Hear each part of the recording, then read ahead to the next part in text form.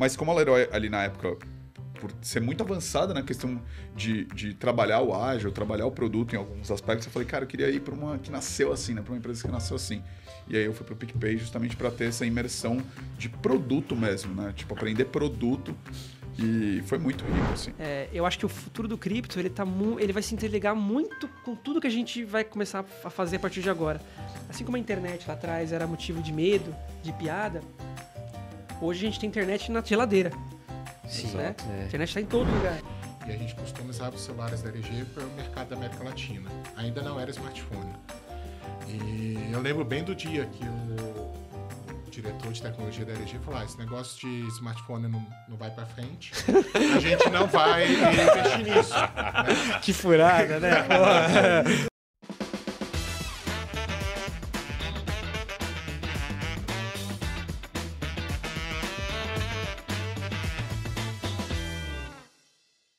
Estamos começando mais um episódio do Let's Crypto, dessa vez com uma sala cheia. Vamos falar de produto para o setor cripto, como é essa carreira, como é esse tipo de trabalho, do que se alimentam, o que essas pessoas fazem. E sempre faço o disclaimer aqui no início, se você quer entender melhor sobre tokenização, CBDC, real digital, quer entender melhor essa nova economia digital, você tá sim no lugar certo. Eu sou Felipe Cabral e eu tô aqui com 3 convidados hoje, sejam muito bem-vindos. Eu espero que a gente tenha um baita papo aí, tô realmente feliz que vocês toparam vir aqui comigo bater esse papo. Eu falo isso, as pessoas às vezes não acreditam, mas eu admiro muito as pessoas que trabalham no mercado Bitcoin, gosto muito do trabalho de vocês. Então, quando eu tava pensando, aí estudando, preciso falar de tal coisa, de tal coisa, de tal coisa, foi meio que natural, assim, o nome de vocês vir na minha cabeça. E quero começar logo de cara pedindo para vocês se apresentarem, né? Para quem ainda não conhece vocês nesse mercado, sei que alguns aqui já têm, inclusive, uma exposição razoável ali no LinkedIn, passaram por empresas grandes também, mas, enfim, estamos aqui nessa empreitada de Let's Crypto. Eu queria pedir para cada um contar um pouco quem é você, de onde você veio, o que você faz. Bom, acho que eu vou começar aqui, então, prazer a todos que estão escutando. Felipe, meu nome é Felipe também, Felipe Souto, mas todos podem me chamar de Souto também, assim como é no trabalho. Sou de São Paulo, moro em São Paulo, sempre morei em São Paulo. Trabalho com produtos no mercado Bitcoin, então tô à frente dos produtos relacionados a pricing, investimentos, então a gente toca bastante essas etapas. E também segurança no mercado Bitcoin, esse assunto também é comigo. E acredito que seja um pouco isso, né? Acho que Isso aí. Bem, meu nome é Alan, boa parte me conhece mesmo como Hagrid na empresa, né? O visual já diz por quê. Eu nasci no Rio, mas eu costumo dizer que eu sou do Brasil, porque eu morei nas 5 regiões do Brasil. Nas 5, Alan? Olha só, cara. Nas 5, exatamente. Não sabia dessa, não. Mas estou aqui em São Paulo há 10 anos já, né? Então eu estou por aqui já meio acostumado com essa vida de paulistano. E trabalho também lá no mercado Bitcoin, na área de produtos, com o lado de custódia, trading e agora um puxadinho na tokenizadora. Né? Então, lá. Isso aí, bora. E Boa, você, maravilha. rapaz? Bom, eu sou o Bruno TT, mais conhecido como TT. É um sobrenome diferente que dá para contar um podcast só dele, mas acho que hoje não é o caso. Também trabalho no time de produtos aqui com o pessoal. Eu sou do time de UX, eu gerencio o time de produto lá de experiência do usuário. Então, basicamente, a gente pensa em fluxo, jornada, tudo que o cliente final vê na tela do aplicativo ou do computador passa pelo meu time. Sou de São Paulo também, nascido e criado aqui. O que mais vocês falaram mesmo?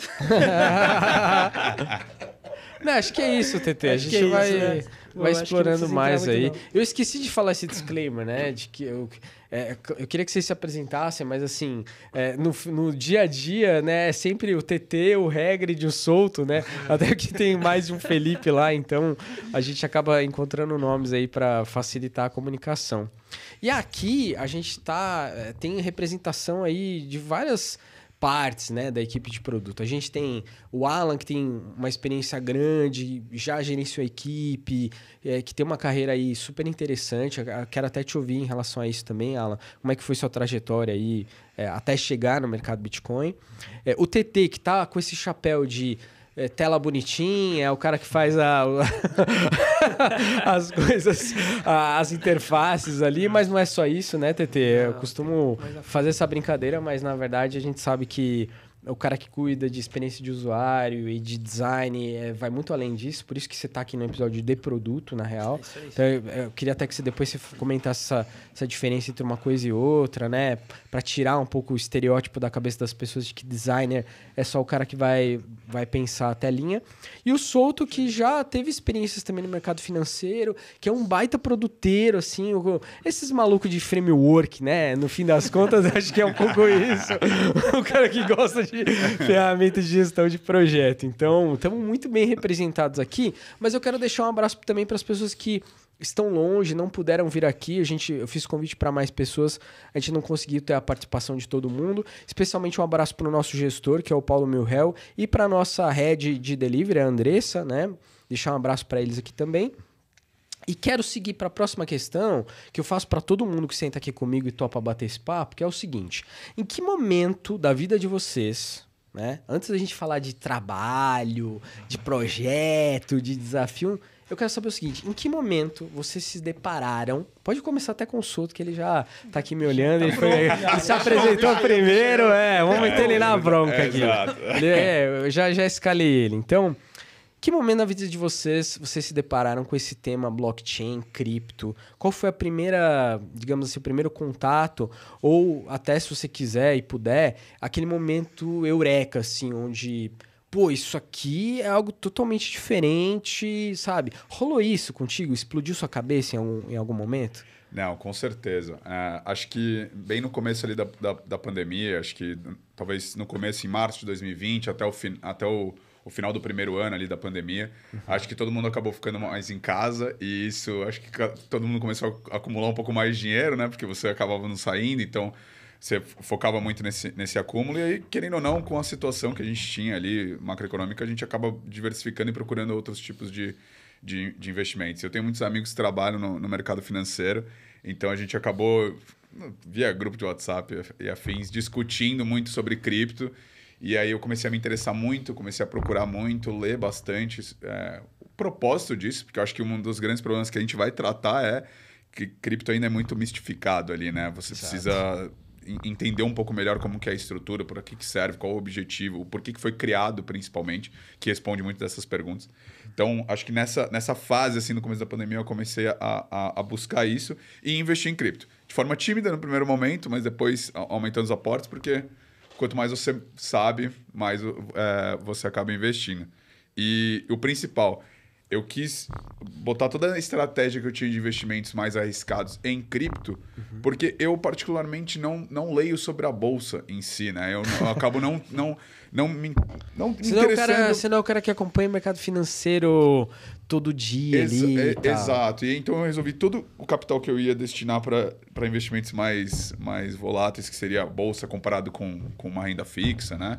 Eu falei, cara, já que eu tô lendo e estudando sobre cripto, por que não, né? Vamos colocar e focar nisso. Então, aí que eu comecei mesmo a minha interação com cripto, antes de trabalhar no MB, antes de trabalhar com vocês. E deixa eu emendar só uma coisa rápida, que eu queria saber de vocês todos, assim. E como que foi sua chegada no MB, Souto? Você tava procurando, alguém te procurou? Sabe, isso é uma curiosidade, assim, que todo mundo me pergunta e eu acho que acaba sendo uma curiosidade no geral, né? Como é que você começa a trabalhar nesse meio? É uma ação deliberada ou existem oportunidades, as empresas vão realmente atrás das pessoas? Claro. Como é que foi contigo?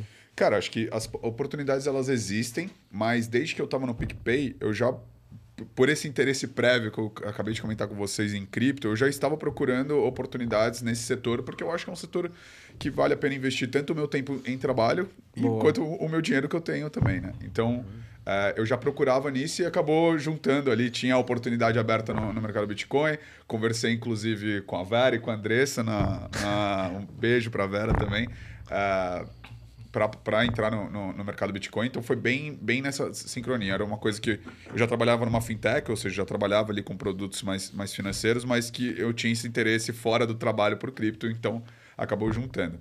Confesso que ali, na hora que eu estava procurando oportunidades em cripto, eu não sabia muito bem por onde ir, né? Porque você tem as exchanges que estão fora, né? Não sabe se tem operação aqui, se não tem. Mas acabou juntando. O mercado de Bitcoin tinha oportunidade ali e eu acabei agarrando ela. Muito bem. A Andressa também me entrevistou ali. Foi Você uma das pessoas. Depois, né? Entramos quase junto Quase ali. junto, Todo mundo aqui, né? Não sei se Exato. tem, mas nós três com certeza na entrevista. Exato. E você, Alanzão, como é que foi aí tua... Cara, então... Teu momento cripto. Porque você, cara, vou fazer só um parentezinho assim. Dessa mesa aqui, a pessoa que mais é insider do negócio, que mais manja, cara, certeza que é o Hagrid. Certeza, velho. Certeza. O cara respira isso o dia inteiro. Eu tô aqui de papagaio de Let's Crypto, o cara já tá fazendo isso, há muito mais tempo. Então, você perguntou como que a gente começa. Uma das coisas é falar com o Alan, trabalhei junto com ele já no mercado de Bitcoin em alguns produtos, então... E aí vamos nesse ponto bem primeiro spoiler dessas assim, revelações, né? Eu, assim, cripto, eu lembro que o primeiro contato foi logo assim, realmente, que saiu o Bitcoin. E saíram algumas reportagens, eu lembro, né? E aí o pessoal virava para mim, cara, e esse negócio vale a pena, não vale, não sei do que. Eu falei, cara, tá cedo para dizer. Né? Acabou de ser lançado, né? Não, você pode arriscar, né? Ou não, mas tá cedo para dizer, né? Eu confesso que até muito pouco tempo atrás eu era extremamente conservador em termos de finanças e afins, né? Então eu falei, cara, eu não vou pagar para ver ainda, né? Então eu fui um desses que eu falei, vou esperar, né? Aí de vez em quando vinha alguém, cara, me ajuda a montar uma máquina para minerar, né? Alguma coisa assim, né? Assim, porra, velho, você quer minerar essa parada assim, já começar? Eu falei, tá, beleza, vamos lá, né? Vamos fazer esse tipo de coisa, né? Mas era mais assim, né? Respondendo a pessoal e nessa linha. E aí, me andando junto, como é que eu vim parar na MB? Eu estava em outra empresa, né? E estava naquele momento que eu estava um pouco insatisfeito, né? Eu falei, cara, será que está na hora de buscar novos ares? Mas eu tenho uma relação um pouco peculiar com o trabalho, que eu considero o trabalho muito como relacionamento, um tipo de casamento. Eu bento não pensando em sair, né? Então eu falei, cara, quero ficar aqui para sempre. Eu falei, pô, nunca tinha saído de um lugar. Aí eu falei, pô, será que faço, não faço? Aí, pô, na terapia a psicóloga, cara, dá uma sondada, vê no mercado como é que o mercado te recebe e dá uma olhada. E eu lembro que eu me joguei no LinkedIn, né? Falei, opa, vamos lá dar uma olhada. E lá tinha oferta do mercado Bitcoin. E, cara, eu lembro que a oferta bateu assim com, pensando de alguém com isso, eu faço. Opa! Tudo que eles pedem eu faço há muito tempo. Vou mandar um CV lá e ver o que sai dessa brincadeira, não é? E aí, de fato, tive a entrevista com a Andressa e com o Bruno, né? Na época, nosso lista lá. E entrei. E aí vem um grande spoiler, foi nesse momento que eu, de fato, fui me apresentar com o universo cripto. Né? Então, assim, entendi. Seu batismo de sangue, de verdade, foi nesse momento. Foi assim, né? E aí a pessoa falou, cara, você vai mexer com essa parte de custódia, a princípio. O Paulo, que você mencionou, né? É um amigo meu, eu conheci ele já do outro emprego, ele falou, cara, tô pensando em colocar você aí, tá? Você tranquilo? Você tem um perfil mais técnico, eu sei que você gosta de fuçar. Eu falei, cara, bora lá, né? E aí é uma coisa que eu guardo bem do meu pai de criança, que ele dizia, cara, nada resiste a um bom gagá. Então eu falei, cara, agora que eu vou entrar nesse negócio, vamos entrar a fundo, né? E aí são, né, anos de imersão, né, nesse programa. Então agora você respira muito isso, né? Sim. Tive que estudar, aí um pouquinho mais, eu fui um pouquinho curioso, falei, cara, eu preciso olhar um pouquinho do tradicional para poder comparar com coisas cripto. Hoje eu estudo ambos, né? Eu consigo dar uma olhada nos dois, assim, para adaptar. Não vou ser especialista de nenhum. Até porque eu acho que é uma característica da minha carreira, e a gente vai entrar nisso um pouco mais depois. Eu sou muito generalista. Então, eu estudo tudo que aparece na frente. Eu falei, cara, como é que isso funciona? Depois eu descubro se tem alguma relação com alguma outra coisa que a gente vai estar trabalhando, né? Mas quando a gente for falar de carreira, eu já dei saltos em áreas totalmente não relacionadas para chegar no momento que estamos até aqui. Né? Eu ia te perguntar isso. Posso ser que eu estou falando besteira aqui, porque faz tempo que a gente teve essa conversa ou que eu vi seu currículo, mas, se não me engano, você já deu até aula, não foi? Isso. Gerenciou time, deu aula, já teve em posições de tecnologia várias e várias vezes. Uhum. E agora, no mercado Bitcoin, eu acho que a gente aqui, nossos colegas, reconhecem muito em você uma autoridade no tema, porque você já lidou com listagem, que é um assunto complexo, com tokenização, que é um outro baita assunto complexo, e você acabou virando uma referência quando o tema é algo muito relacionado a blockchain, assim, sabe? Sim. Então, foi isso mesmo? Assim, quer dizer, você já, realmente fez deep dive em várias... Isso. Então, passando assim em termos de... Já pulando para a área de carreira, né? Assim que eu formei, eu estudei na Universidade Federal, aqueles clássicos, muitas greves, então você tem eternidade para formar, né? Mas assim que eu formei, os professores já chamaram, falaram, pô, você não quer passar amanhã para assinar o contrato e dar aula? Que legal, Falei, cara. Legal. Caraca. E, então, assim, eu comecei a dar aula antes de ter recebido meu diploma. Foi engraçado, porque eu estava na sala de aula e numa semana eu falei, opa, essa semana tem que sair mais cedo porque eu vou lá na minha colação, né? Aquele processo assim. Aí eu dei aula, acho que por uns 7, 8 anos, se não me engano. Nossa, cara. Eu não sabia que era Uma tudo vida isso. toda. É. E do que foi a Foi no Instituto Federal que você deu Foi na aula? Universidade de Brasília. Foi na Ah, Universidade Federal, né? Aí eu dei aula lá, acho que uns 8 anos, se não me engano. 7, 8 anos. Tá? Aí depois eu saí, eu trabalhei um pouco com consultoria e com plano de saúde, projeto assim na área de saúde. Depois eu fui para o mercado de mobile, por isso que eu falo que foi totalmente diferente. Eu trabalhei junto com a LG e a gente customizava os celulares da LG para o mercado da América Latina. Ainda não era smartphone. E eu lembro bem do dia que o diretor de tecnologia da LG falou, esse negócio de smartphone não vai para frente, a gente não vai investir nisso. Né? Que furada, né? Porra. É igual o cara que falou que criptomoeda não ia dar nada em 2014, Isso, né? E aí, tipo, um ano depois a gente ia pro trabalho e ficava vendo músicas porque não tinha projeto. E aí eles falaram, cara, a gente vai ter que manejar as coisas aí. Né? E o projeto acabou, eles fecharam todos os outsources aí ao redor do mundo porque eles tinham que se reestruturar, né? E todo desse processo, né? E aí eu vim para São Paulo. Eu falei, cara, vou aqui para São Paulo. E aqui eu acabei mexendo muito durante bastante tempo com o mercado automobilístico. É mesmo, Esses cara? saltos diferentes. Então, Que isso, cara? eu trabalhava com montadora, né? Com sistema de montadora e concessionária. Entendi. Né? E aí tinha parte CRM, tinha outras partes lá também que a gente trabalhava. Né? Então eu falei, cara, eu já passei por várias áreas. Se você me perguntar, cara, e sua área original? Teoria da computação. É isso daí. É isso daí.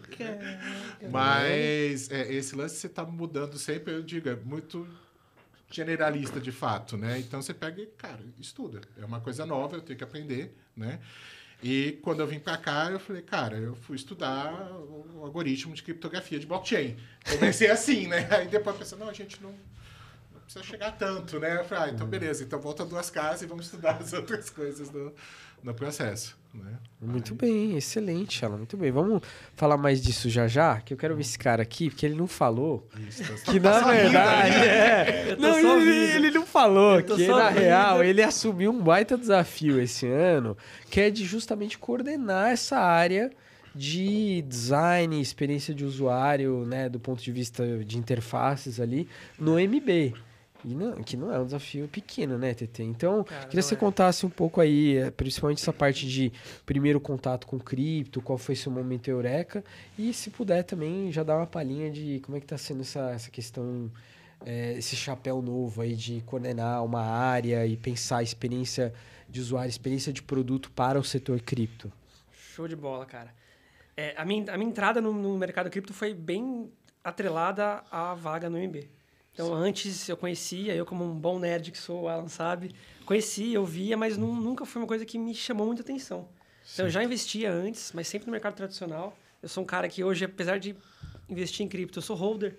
Então, eu já tenho um perfil conservador dentro da área de nada de errado cripto. com isso. Tem camisetinha. Olha lá, eu sou desse time aí. Então, eu sempre fui mais conservador.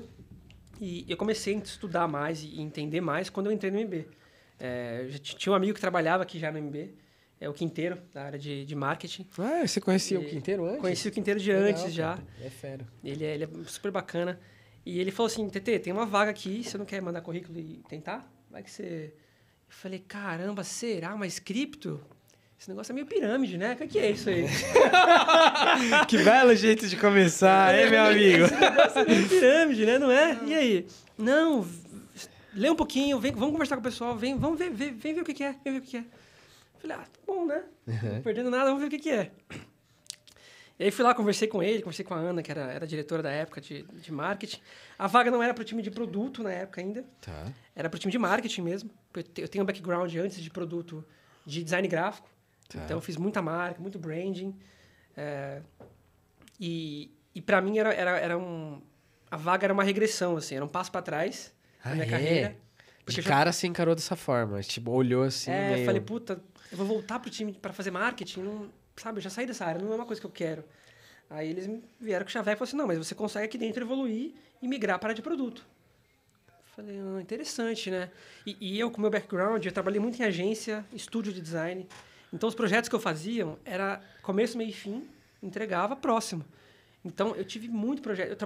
Eu fiz projeto de UX para terapeuta, dentista, a indústria química, agência, tudo que você pode imaginar. Tá. E era sempre assim, entrava, começava, saía e nunca mais ia, sabe? E eu falei, puta, eu preciso de uma experiência com produto. Eu preciso fazer aquele negócio de entregar um negócio, medir, voltar, melhorar e fazer o ciclo, viver o ciclo inteiro de entrega daquele produto. E eu falei, vou arriscar esse negócio aí. E aí fui. Então, eu entrei nesse jeito, dessa forma, assim, e aí comecei a entender mais sobre cripto, mergulhar, vi que não era pirâmide, tá? Não é pirâmide. Apesar de ter, apesar de existir, estamos tendo uma CPI das pirâmides financeiras nesse momento. É um assunto complexo, né? Mas eu, como um bom nerd que sou, comecei a me apaixonar pelo assunto e começa a ir a fundo. E aí você se depara com pessoas como o Alan, que tem um conhecimento vasto, e você fala, nossa, eu sei 1%, né? Preciso estudar mais. E aí você começa a mergulhar. E, enfim, estamos aí, né? 3 anos já nesse desafio. E essa fase nova que você comentou de coordenar o time, né? É nova para mim aqui no MB e é nova para mim na carreira. É a primeira vez que eu vou gerenciar um time, que eu vou liderar pessoas. Então, eu falei para o time que assim, né? Eu estou aprendendo uma profissão nova. Boa. Então, um monte de habilidade nova que eu vou ter que desenvolver, um monte de coisa nova. Assim como quando eu entrei no mercado cripto, um monte de coisa nova que eu tive que aprender, um monte de coisa que eu tive que estudar. Tudo de novo.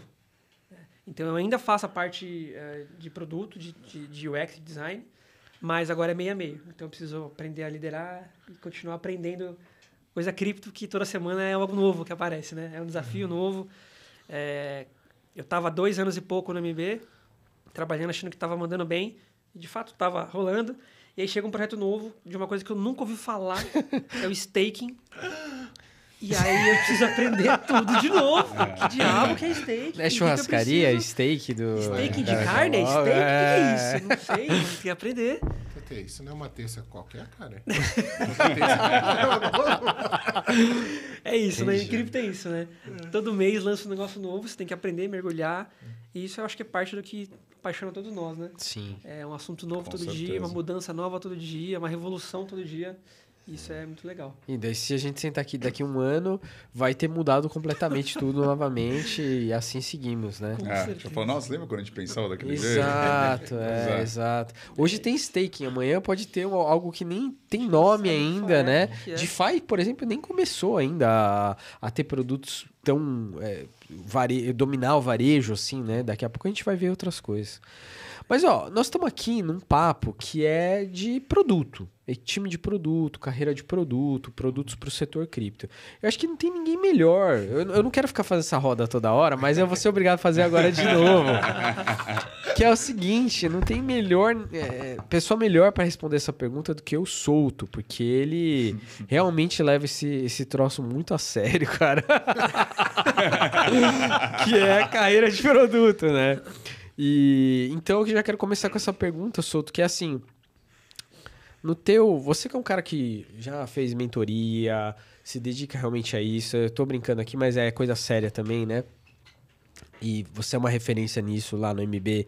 O que faz uma área de produto e qual que é a importância dela para um negócio, sobretudo um negócio digital, como o do mercado Bitcoin, né? Você poderia sintetizar, digamos assim, Claro. quais são os seus... É difícil, hein? Mas uma tese de mestrado só disso, a né? gente se esforça, né? Eu acho que assim, o que eu gosto muito de abordar é que a área de produto, a área de desenvolvimento de produto em si, ela vem sendo desenvolvida muito no Brasil, visando alcançar como essa área também é desenvolvida em outros países. A comunidade de produto, ela vem sendo construída, acho que por meio tanto das edtechs que ensinam sobre produto, como desenvolver produto. E você participar disso é muito legal. Acho que participar dessa comunidade de produto crescer no Brasil, acho que é muito interessante. Produto em si, eu enxergo muito como ele mapear o que a gente tem a oferecer para o cliente versus o que ele precisa, o que ele tem como necessidade, o que ele quer atingir aqui dentro. Eu acho que, por mais que você possa trabalhar no mesmo segmento que outras empresas, as necessidades dos seus clientes vão ser diferentes das necessidades dos clientes desse seu concorrente ou dessa empresa do mesmo setor. Então, acho que o produto trata disso, né? Você construir soluções atendendo oportunidades e necessidades e problemas que esses clientes apresentam. Além disso, você também estudar a setorização como um todo, né? Além do seu cliente, o que o mercado, o que o setor, essa palavra é melhor utilizada, o que o setor trabalha, né? E acho que isso em cripto se destaca mais ainda, porque hoje acho que a gente tem uma missão não só de promover uma facilidade de acesso, mas uma instrução para as pessoas. As pessoas não conhecem sobre cripto, não sabem como funciona. Não sabe que não são só moedas, né? Não é só um câmbio frenético, como todos acham, que é um câmbio totalmente, sabe? Não é só aquele gráfico maluco. Exato, né? Você abre o CoinGeek, você fala, cara, ferrou, né? O negócio é completamente variável, mas que não é só isso, né? São projetos de tecnologia por detrás que escalados vão promover muitas soluções para a gente. Então, acho que produto hoje no setor de cripto ele trata muito disso, assim. Da gente poder ensinar as pessoas, da gente poder, junto com esse ensinamento, facilitar a vida delas, né? Como que é uma corretora, como que ela funciona, por que as coisas são assim. Então, acho que a gente tem muita oportunidade nisso. E até como o TT falou, né? Acho que nosso background, eu tenho um background de publicidade, propaganda, comunicação, marketing, que foi o que eu fiz na faculdade. Por mais que eu tenha me distanciado de um pouco disso, eu uso isso no dia a dia, às vezes, né? Acho que complementa o nosso trabalho e ter toda essa junção de atividades, acho que promove a melhor solução para os nossos clientes, né? A gente busca soluções no nosso dia a dia. A gente precisa trazer a melhor solução para os nossos clientes. Acho que esse é um dos objetivos máximos, assim. E produto, junto com product designers, que são os UXers, a gente tem essa tríade, né? Eu chamo sempre dessa tríade, né? Produto, UX, Tech, né? Produto, UX, negócio, Tech, né? Esse grupo, ele ajuda a gente a construir as melhores soluções, porque a gente pega as informações de pesquisa, do como o negócio enxerga as coisas, o que produto, que tem que ter uma voz muito ativa dentro das companhias hoje, o que produto acredita que seja o correto. O fluxo que o TT citou aqui perfeitamente, né? Implementar, aprender, melhorar. Implementar, aprender, melhorar. Implementar, aprender, melhorar, né? Você vai errar no meio do caminho, mas isso é essencial para que você tenha uma construção de produto e você auxilie os usuários, os clientes, hoje nessa saga cripto, né? No nosso caso. Boa, boa. Eu acho que ele já tá jogando para você, TT. Então, vou puxar assim, contigo agora. A mesma pergunta, só que assim, para ficar fácil das pessoas entenderem, tá? Qual que é a diferença por exemplo, de um comercial, de um produto, de uma engenharia, né? É tudo a mesma coisa, não é? Entendeu? Porque, assim, quem tá de fora de produto, às vezes eu tento explicar isso na minha família. Produto, mas, pô, produto é o que eu compro lá no supermercado, entendeu? Como assim? Pô, você trabalha na área de produto, o que você faz exatamente, entende? Então, enfim. Maravilha. O Souto deu uma introdução ali, né? Mas a área de produto, basicamente, ela recolhe requisitos. Então, seja do negócio, seja do setor, do mercado, do cliente, né? De várias áreas, de vários lugares. São um monte de requisitos que a gente precisa recolher e organizar isso. O trabalho do Souto, do Alan, que são os PMs, os Product Managers, né? Os gerentes de produto, eles são os grandes magos que pegam todos esses requisitos de várias áreas, de vários locais, entendem muito bem o que está acontecendo e transformam isso junto com o time de UX, de Product Designers, né? O time de engenharia, em algo final, né? O produto, né? O produto que a gente fala aqui é um aplicativo, é uma solução digital, mas é um produto, assim como uma bolacha no mercado. E Perfeito. ela nasce dessa magia que os PMs fazem. Ainda bem que você não falou recompensar biscoito, hein? Biscoito é o carioca ali. É questionável.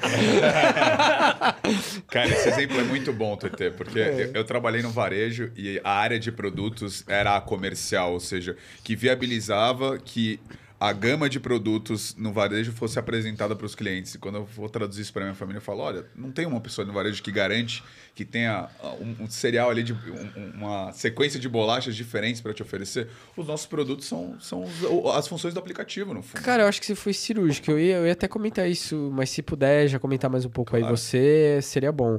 Eu acho que as pessoas confundem muito, ainda hoje no mercado de trabalho, qual que é o papel do cara de produto, qual que é o papel do cara do comercial, qual que é o papel do cara de negócio, né? Eu já lidei com projetos onde o cara de produto era o cara do business leader, digamos assim. E aí? Existe isso mesmo? Tal? Não sei. Eu acho que muito, inclusive. Quando eu trabalhei na Leroy, né? De estagiário, desde o começo da minha carreira, porque no começo eu fiz essa migração. De novo, eu era um publicitário, então trabalhei na área de marketing, na área de comunicação. Você também fez publicidade, TT? Não, eu fiz design mesmo. Ah, design. Tá bom. Você fez o quê, Gabriel? Eu sou tecnologia, eu sou formado em análise e desenvolvimento de sistemas. Eu e o Alan, a gente é de Então, tecnologia. Então é tech versus... Tech versus comunicação. É isso aí. Tá bom, então você devia estar sentado do meu lado. Não, mas faz o entendi. Então, legal. Aí fica dar um mix bom. Mas continua. Não, eu acho que na Leroy, por exemplo, eu passei muito por um processo, eu auxiliava, inclusive, as consultorias que foram contratadas na época, para fazer a transformação digital. Acho que todo mundo escutou essa palavra uma vez na vida.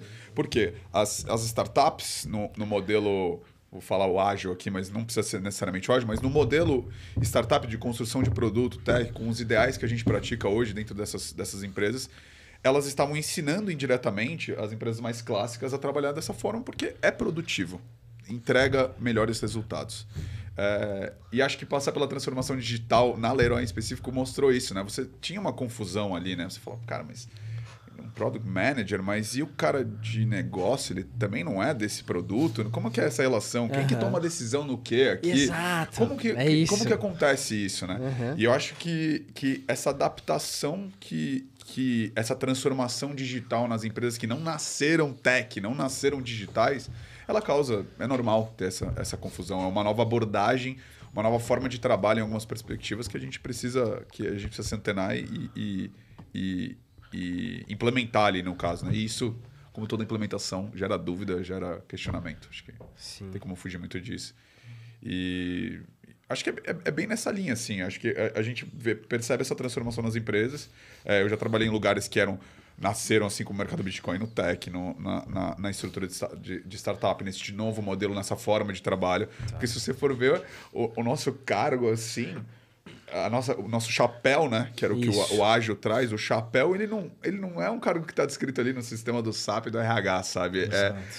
Até isso você se confunde hoje em dia, né? Até isso você tem essas divergências. Então é legal ver esse processo de transformação e como que as empresas vão evoluindo para esse sentido, né? E lembrando, o modelo que a gente trabalha hoje ele é adaptável. Então, adaptável para o seu segmento, para o seu setor, para a forma que a sua empresa atua. E é isso que é o mágico da coisa, sabe? É uma sincronia que você consegue gerar entre as pessoas. É um bom ponto. E tem muitos RHs que nem contratam com essa nomenclatura, com esse chapéu. Já vi muito cara que está contratado como analista sênior, gerente não sei do quê. Às vezes de marketing, às vezes de tecnologia, né? Mas nunca de produto, superintendente. Né? Bancos tradicionais, por exemplo, quando é um GPM, eles contratam um superintendente. Assim louco, você fazer né? agora, a gente foi obrigado a fazer um depara, né? Tipo, você Exato, fala, cara, peraí, mas... Porque são modelos de trabalho diferentes, assim, e cada um tem suas propriedades positivas e negativas, mas acho que é só uma nova forma. E querendo ou não, muitas empresas que têm destaque hoje, elas já nasceram no tech e trabalham já dessa forma. Então, exato, é uma adaptação que todos estamos fazendo. Tá, vamos seguir um pouco nessa linha. Eu queria perguntar pro Alan, já que ele é meu par aqui de tecnologia, né, nessa mesa, que é, em determinado momento, Alan, você fez um pouco essa cisão, vamos chamar assim, que é, você poderia ter virado um CTO ou um tech lead, um cara que gerencia entregas de tecnologia ou times de tecnologia. Talvez tenha até feito isso já, pelo que eu sei, mas hoje você é um cara de produto. Inclusive em mudanças recentes que teve lá no mercado Bitcoin, a gente acabou optando, né, em estar mais próximo do time de produto, em estar mais focado na demanda de produto, e você era uma dessas pessoas. O que te fez optar pela carreira de produto? Assim, foi mais acidental ou realmente teve um papel teu de escolher esse caminho?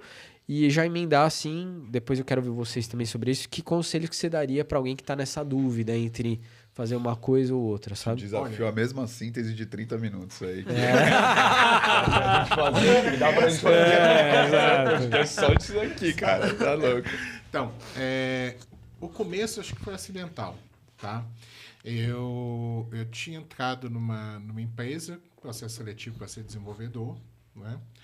E comecei a trabalhar nela e comecei a começar a ter problema do cliente, que o pessoal chegava lá e o cliente ficava às vezes puto, alguma coisa assim, e aí tinha alguém de uma outra área que o cara dizia, pô, o cara não fala, não entende, e eu falei, não, calma aí, vamos tentar entender o que o cara tá querendo falar, ou então o outro, não, eu entendi a sua reclamação, velho, eu entendi, o cara tá pedindo besteira mesmo, eu entendo, tal, o cara tá querendo que mude isso daqui na tela, pô, foda, né, tal, e aí eu fui meio ficando nesse meio do caminho, e uma hora eu já enxerguei, cara, parece que você conversa bem os dois lados. Você consegue conversar com o dev, né? E você consegue conversar com o cliente e parece que os dois lados gostam quando você fala com eles. Né? Você já pensou ir para essa linha? Na época era muito mais chamado, né, de gerente de projeto, né, alguma coisa, não era tanto produto assim no começo. Né? Eu falei, olha, não, mas posso testar, né? Então vamos tentar. E aí eu comecei assim, né? Indo nesse processo de ficarem para isso daí. E depois, quando foi evoluindo, foi nessa linha de, cara, você ficava com o time, mas você não era mais o líder técnico, porque você já tinha uma pessoa mais técnica, mas você era o cara que era o par do líder técnico para, cara, começar a se envolver com roadmap aqui, né, para fazer, de repente, chega numa dessas daí, bem no começo, por exemplo, eu estava num projeto para fazer um concorrente do Uber. O Uber ainda não estava no Brasil, tinha acabado de sair lá fora, e aí o pessoal falou, pô, parece legal, tá? A gente estava fazendo aqui, e 99 ainda estava saindo, ou ia sair ainda, então a gente estava na mesma época com os caras, e a gente tinha um pessoal que tinha uma frota de táxi, o outro que tinha uma rádio táxi, e falou, pô, vamos tentar juntar tudo aqui. E o cara que era do cupom, se não me engano, daquele assim, que você entrava no site para gerar cupom lá, né? E aí os caras juntaram e disseram, vamos tentar fazer, a gente, pô, vamos tentar, né, com nós de tecnologia aqui, e aí vamos começar a conceber produto e tal. Você via que, cara, o cara que tinha frota tinha uma visão, o cara do rádio já queria outra coisa, o outro já estava assim, você, pô, vamos tentar juntar isso tudo. Cada um enxergava seu próprio quintal ali, né? Seu próprio quintal, né? Uhum. E aí você começa a ver que, cara, pô, vamos tentar juntar isso tudo, né, fazer esse processo. Aí eu fui caminhando, e aí começou a ter acho que começou a crescer mais o movimento de manifesto ágil, a área de produto, começou a surgir, né?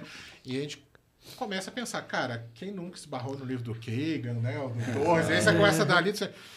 Tereza também, né? Nossa, passei por isso minha vida inteira, né? Você, pô, parece bacana essa área, né? Quem nunca fez um cursinho de Scrum, né? E vai dessas coisas assim.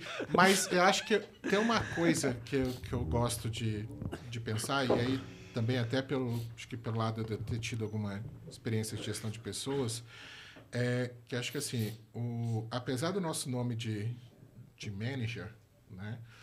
E sim, a gente tem que se preocupar com roadmap, visão de produto e tudo mais, mas eu acho que uma das coisas que é fundamental é que a gente tem que ser facilitador.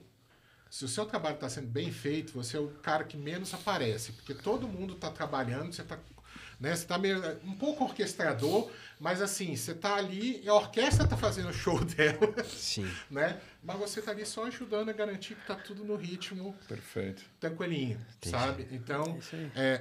se você se interessa por isso, sabe? Dizer assim, cara, porra, como é que eu posso fazer a coisa acontecer, né? E entenda que muitas vezes, e às vezes a gente passa pelo, né, complexo de impostor, de dizer, pô, cara, mas eu não botei a mão na massa. Não fui eu que desenvolvi, não fui eu que desenhei, né? E aí você fica naquela sensação de, pô, velho, parece que eu só fiz relatório e entrevista e não sei do que, e eu não fiz nada, e o negócio tá pronto. Não, cara, não entre em pânico, né? Sim, Nessa hora. com certeza. Não entre em pânico, sabe? Você tá ali para facilitar o trabalho de todo mundo, sabe? Exato. Então, Até porque muitas das decisões são direcionadas para você, né? Então Exatamente. você participa diretamente, assim, nesses pontos. Acho que não... O Pirola me falou algo muito parecido esses dias. Aliás, um abraço se ele estiver assistindo aqui. Tá tirando férias, eu tô cobrindo as férias dele. Pô, Pirola, sacanagem, né, cara? Você me... sacaneando, Férias, ele tá o quê? Dá, né, Quantas cara? horas na frente? Umas 7, 6? Tá lá na Suíça, né?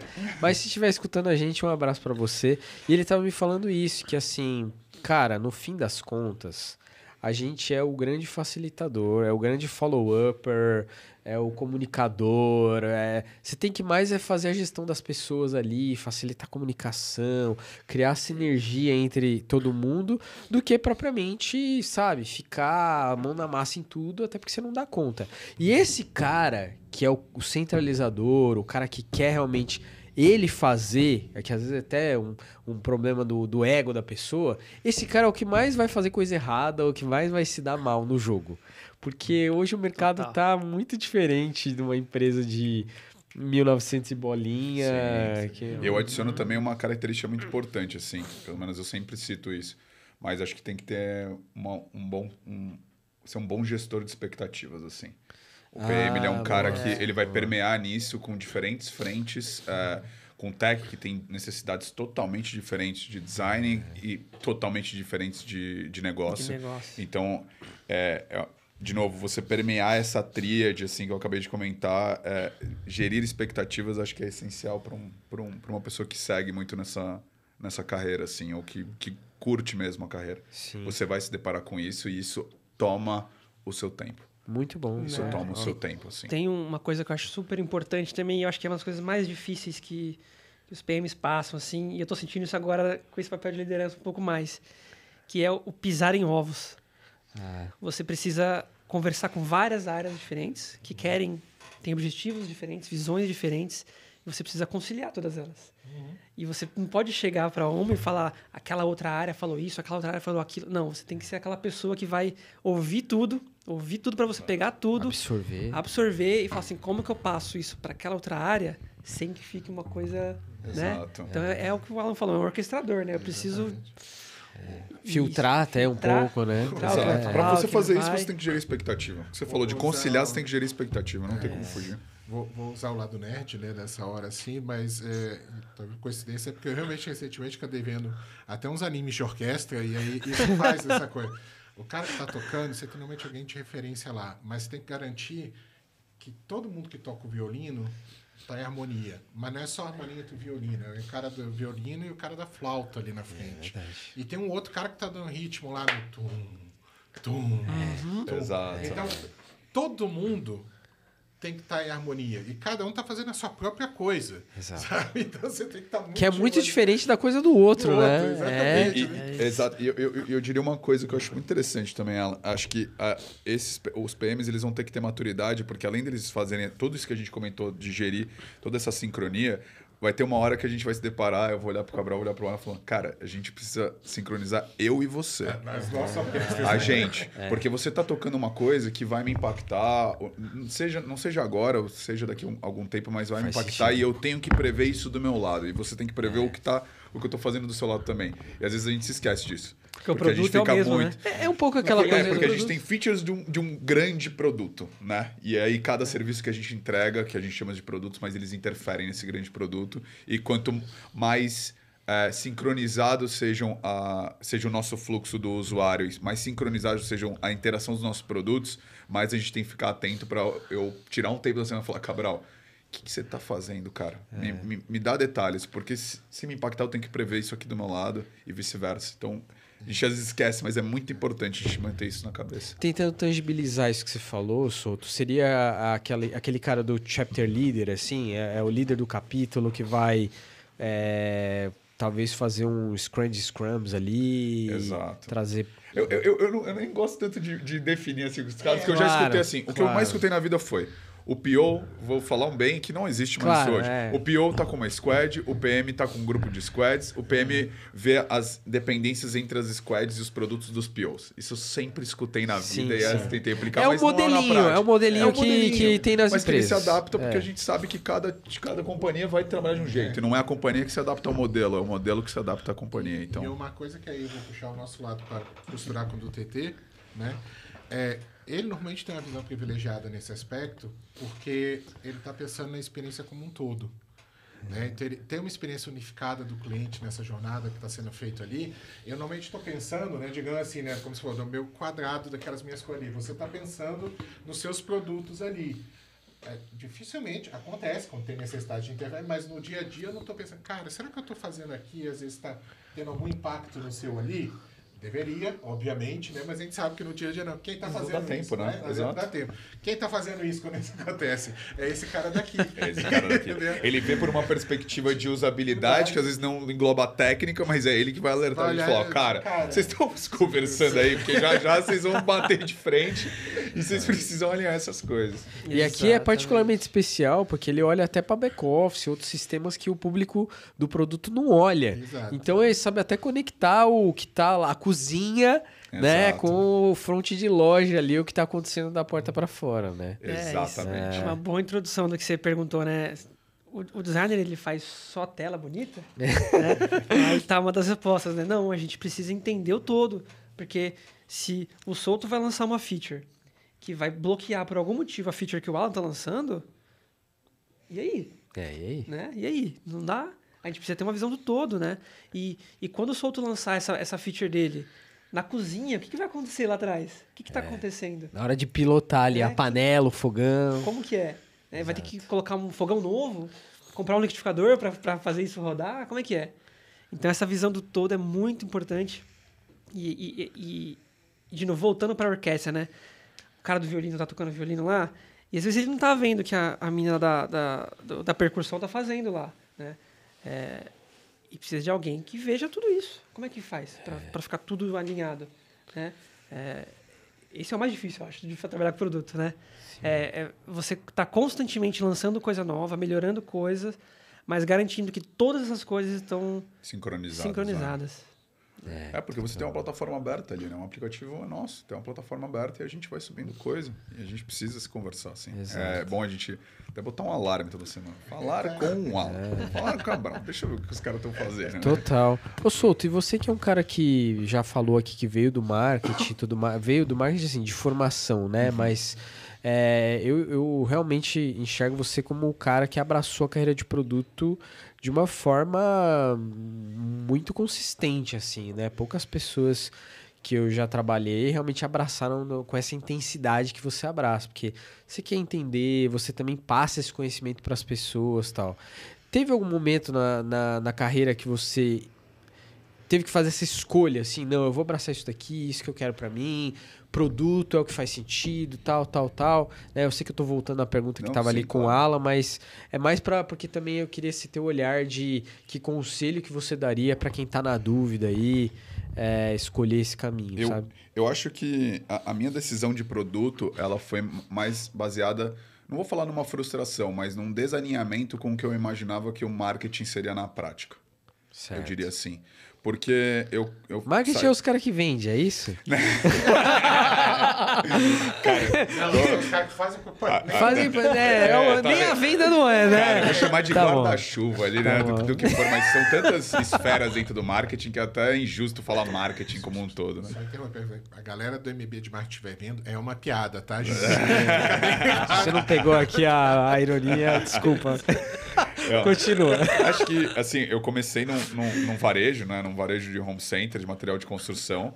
E conforme eu fui avançando, eu fui mais direcionado para uma área que tocava com dados. Então, eu saí de um estagiário ali de comunicação, que tocava muita coisa com agência, que tinha que estar visando sempre o cliente externo, para um cara que trabalhava mais na área de CRM. E na área de CRM, eu sempre destaco isso, foi que meu chefe deu a oportunidade. Ele falou, olha, a gente tem um projeto, né? Como chamado? A gente tem um projeto. Polêmica! A gente tem um projeto. Continua. Que na época a gente chamava de projeto, mas que era um produto, um lançamento de um novo produto, e que para isso ele precisava de uma pessoa que coordenasse isso. Ele falou, cara, você quer testar? E eu, por mais de querer muito aprender sobre as outras áreas, sobre outros segmentos que sempre me interessavam, acho que, sei lá, por ter também, assim como ela, essa intensidade assim, por aprender, falei, pô, topo. E querendo ou não, por mais que não estivesse bem estabelecido ali, eu era um PO de uma solução de CRM, né? De um programa de fidelidade como um todo construído do zero, junto com os times de tecnologia. Então, foi bem nessa mudança. E quando eu construí esse produto, que foi exaustivo, assim, construir uma coisa do zero, ela é complexa. Sim. Porque você não pega uma melhoria, você não tem um histórico, você está tendo que pegar todos os feedbacks, que é o que o TT falou, essa conciliação, e botar uma coisa nova na rua, que é o MVP. E o MVP, ele vai apanhar, você vai ter que aprender e você vai ter que melhorar ele.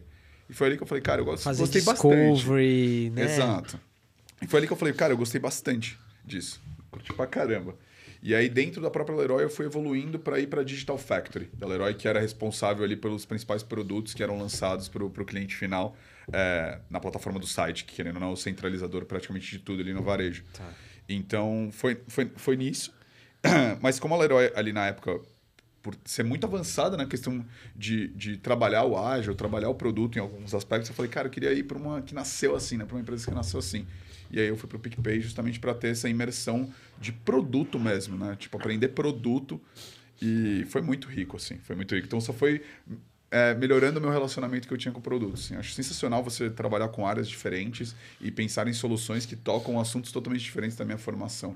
Então, isso me conquista muito, assim, no dia a dia. Acho que é talvez o grande boost, assim, a gasolina que a gente tem todo dia é de ter esse aprendizado e pegar esferas totalmente diferentes do seu conhecimento e falar, caramba, o comportamento é assim, as pessoas lidam assim com esse tipo de produto. Então, eu acho ainda muito sensacional isso. Acho que cripto, já eu estando numa fintech, ter migrado para cripto, acho que foi esse... Falando, caramba, tem mais um assunto ainda por dentro. Quero aprender mais sobre isso, né? Você pegou uma fase que o PicPay estava se transformando e crescendo bastante também, né? Sim. E inovou em várias frentes. Pô, o PicPay fazia transferência antes de Pix, né? De peer-to-peer, antes do Pix ser lançado. Então, teve muita inovação também que eles... que provavelmente você lidou ali no... E é uma cultura de produto interessante, assim, também. São, de novo, eu não falo uma melhor que a outra, porque são totalmente diferentes, sim, assim. Sim. Cada empresa é o seu universo. Mas ali, é muito né? interessante como lida com o produto. Assim como a forma que o MB também. Então, acho que são duas potências, assim, no segmento. Vamos voltar um pouco para o tema de cripto. Hoje todos nós aqui trabalhamos diretamente com algum produto relacionado, né? Seja direto ou indiretamente, mas enfim, o core business do mercado Bitcoin são produtos para o mercado cripto. E a gente sabe que esse é um universo que demanda, às vezes, conhecimento específico demais, né? Até hoje eu sou obrigado a estudar semanalmente coisas para entender melhor como funciona uma conexão, um conceito, tá surgindo coisa nova, a gente tá nesse momento rodando, por exemplo, o piloto lá do Real Digital, então não é algo que a gente sabe muito bem ainda, a gente tem pouca documentação, aí o ano que vem isso vai para produção, enfim, é um território, cara, que se você tiver medo de aprender coisas novas, você tá ferrado. E eu queria perguntar isso para vocês, assim, quais foram esses touch points, assim, de conhecimento que você teve que adquirir para poder lidar com os produtos que você ia fazer, em relação a cripto mesmo, conhecimento do setor cripto. Eu sei que o MB é uma empresa privilegiada nesse sentido, porque tem a Blockchain Academy no grupo, a gente digamos assim, convidadíssimo a fazer os cursos que estão lá, né? Praticamente, para não dizer que é obrigatório, e faz muito bem que seja assim. Mas eu queria que vocês comentassem um pouco sobre isso, assim, como é que foi essa jornada de aprendizado cripto durante esse período, ou até mesmo antes? Cara, essa pergunta é muito boa, porque a gente que trabalha com tecnologia há muito tempo, é a nossa vida, né? Não é só cripto que toda semana tem coisa nova. Tecnologia, toda semana tem coisa nova. Eu vi você fazendo os negócios do chat GPT lá, viu? Você viu, né? Eu vi. Entregando, né? Lá. A gente que trabalha com tecnologia, cara, a nossa vida é essa. É aprender o tempo inteiro, independente da área que a gente tá, né? Então, até indo para a área de design também. Uma pessoa que mexe com Excel, por exemplo, o Excel, ele é parecido, não desmerecendo Excel, mas ele é parecido, ele melhorou, obviamente melhorou nos últimos anos, mas ele é parecido com o Excel de 10 anos atrás. Certo. Né? Agora, se eu mexo com uma ferramenta de design, cara, 10 anos atrás, se eu tenho o mesmo conhecimento, eu abro o computador hoje e eu fico em choque, eu não sei o que está acontecendo. É outra coisa. É verdade. Então, é um estudo diário, mensal, não tem como parar de estudar. E cripto não é diferente, né? Não é diferente. A gente é muito privilegiado no MB, assim, demais. A gente tem pessoas muito feras lá. A gente está com um dos mais aqui, né, na mesa. Mas a gente tem pessoas muito inteligentes lá, que manjam muito do assunto, e que parte do trabalho dessas pessoas é aprender, é entender. Então a gente tem essa facilidade, né? A gente, às vezes, não precisa ir no lugar super hardcore para aprender alguma coisa nova. Porque a gente tem as pessoas lá que fazem esse hardcore pra gente e trazem pra gente já numa forma mais simples, uma forma mais didática de entender. E isso pra gente que tá na correria no dia a dia é muito importante, né? Porque parar pra você estudar 2, 3, 4 horas um assunto super, super difícil... É verdade. É um trampo, né? É um trampo. Mas eu acho que, pra mim, o mais difícil foi no começo mesmo, sabe? Entender blockchain, entender como que funciona todas as regras, todas as nuances. Possibilidades ali, né, cara? Exatamente. Do que agora. Assim, agora, que nem eu falei, o staking. A gente fica aprender staking para conseguir desenvolver alguma coisa. Mas com a base forte que eu já tinha antes, não foi um super desafio, né? Você já tem um conhecimento base bom ali. Eu acho que o pior é o começo. É o que mais assusta. É um negócio super novo, super diferente, super avançado. Então, acho que ali o touch point que você falou para mim foi o começo. O mais difícil foi entender a lógica do negócio. O que é isso? Sabe? Esse negócio novo que... Eu lembro muito, quando a gente fala de cripto, de uma entrevista que o Bill Gates deu nos anos 90, defendendo a internet. Viralizou isso daí, né? Tô ligado qual que é. E sempre quando o assunto é cripto, eu lembro desse vídeo, assim, porque, você imagina... É ridículo hoje pensar o Bill Gates tendo que defender o que é a internet. Né? A internet está em todo lugar, cara. A internet está aqui, ó. Né? Eu acredito que cripto vai ser igual. Né? Só que a gente está nesse começo ainda. A gente é o Bill Gates tentando defender e aprender esse negócio. Sabe? Explicar, vender, né? Um troço que ainda ninguém... Sim. Isso aí. Deixa o Souto comentar que o último eu quero que seja o Alan, para começar sobre isso daí. Começar um novo podcast. Eu acho que o TT tem muita razão, assim, o MB é uma força muito grande do MB, ele abraçar os colaboradores no quesito de explicar o que é o universo cripto e disponibilizar informações para tal, sabe? Seja com os colaboradores ou seja a própria instituição, na maneira que ela guia a gente dentro da jornada que a gente tem que ter dentro do MB para aprender isso. Então, eu não tinha um conhecimento muito profundo quando cheguei no MB. Acho que o primeiro touch point que você falou foi o próprio MB me proporcionar isso. Olha, cara, tá aqui o que você precisa aprender. Boa. Engaja nisso daqui, que você vai ver que na prática você só vai aflorar o que você estudou.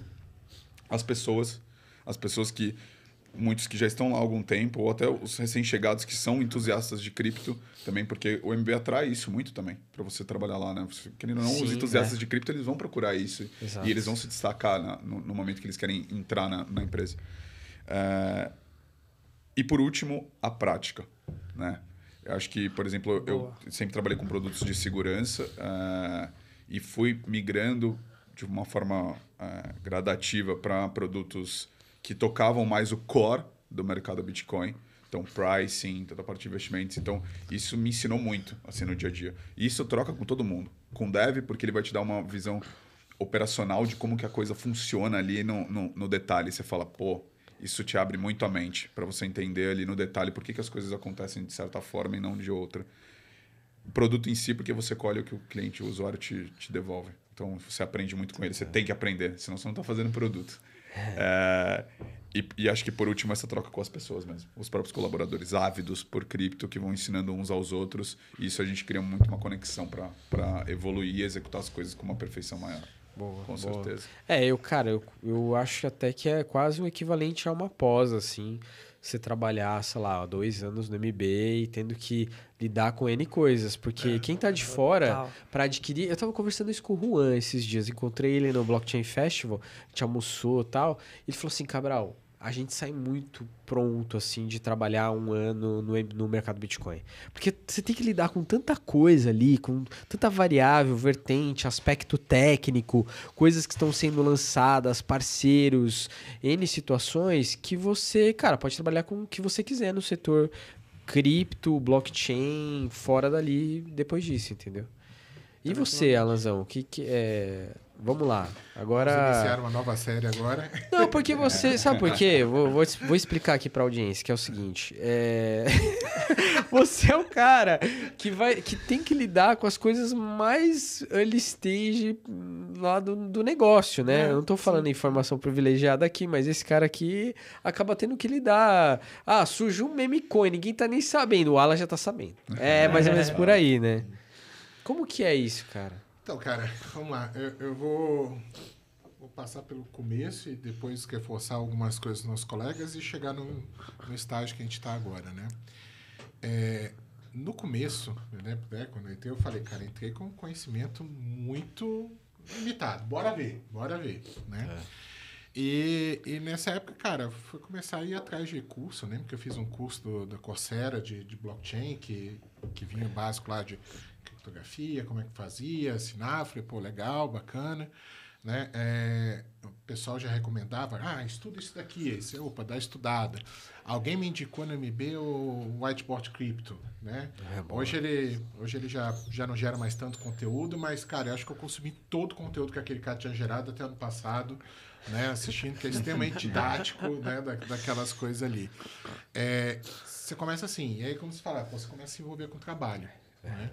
E, cara, começa a vir suspeita disso. De repente você tem, sei lá, no meu caso, tenho um browser que é um perfil cripto, onde eu tenho um Twitter cripto, onde eu tenho um Discord cripto, onde tem as coisas ali, e você começa a acompanhar projeto e tudo que é coisa que acontece, né?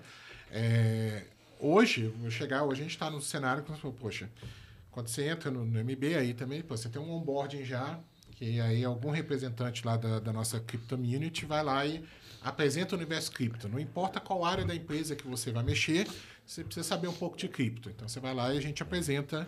É muito legal você contar isso daí, porque as pessoas não sabem disso, tá? Então, quem tá de fora não tem essa noção de que você entrou numa empresa no mercado Bitcoin, você tem que fazer um onboarding para independente se você pode chegar lá, pô, eu já venho de uma empresa, conheço de cripto, sou investidor desde 2014, não importa. Você vai ter que passar por um onboarding. Vai ter que passar. Então, a gente sabe, quem dá lá, tem a galera que tá assustada, nossa, nunca ouvi falar disso antes, tem aquela galera que legal, e tem aquela... Pô, mano, eu mexo com isso há 10 anos já, né? Pô, Esses são mais raros. Mais raros, né? Mas tem. Você tem, né? Você tem isso daí tudo. Mas, e a gente tem essa comunidade muito ativa. Então, poxa, a gente tem a Crypto Community que está ali fazendo, né? Nós dois aqui, pelo menos, somos parte do grupo de colunistas para o blog. Então, cara, a gente tem que estar escrevendo algum artigo para o blog, você pensa, cara, o que eu vou escrever para o próximo mês? Aí você começa a pensar num assunto, né? E não sei você, mas eu leio adoidado, estudo adoidado, pesquisa adoidado, para depois escrever uma cartinha meio engraçada, né? Dizer assim, e aí, galera, mais ou menos assim e tal, tentar de ser uma forma mais descontraída. Mas antes de eu chegar nisso daí, cara, são 2, 3 semanas de... Consumindo, né? Consumindo de coisa para ver o que eu vou fazer. Muito material técnico, eu imagino, né? Muitas vezes coisa técnica. E eu não posso falar técnico. Se eu estou escrevendo no blog, eu fico, cara, eu vou perder o cara que está lendo o meu artigo se eu começar a falar muito tecnês aqui, né? Então tem que fazer uma coisa mais simples. Hoje a gente tem também, né, momento jabá, né? Então a gente tem o nosso Discord. Exato. Né?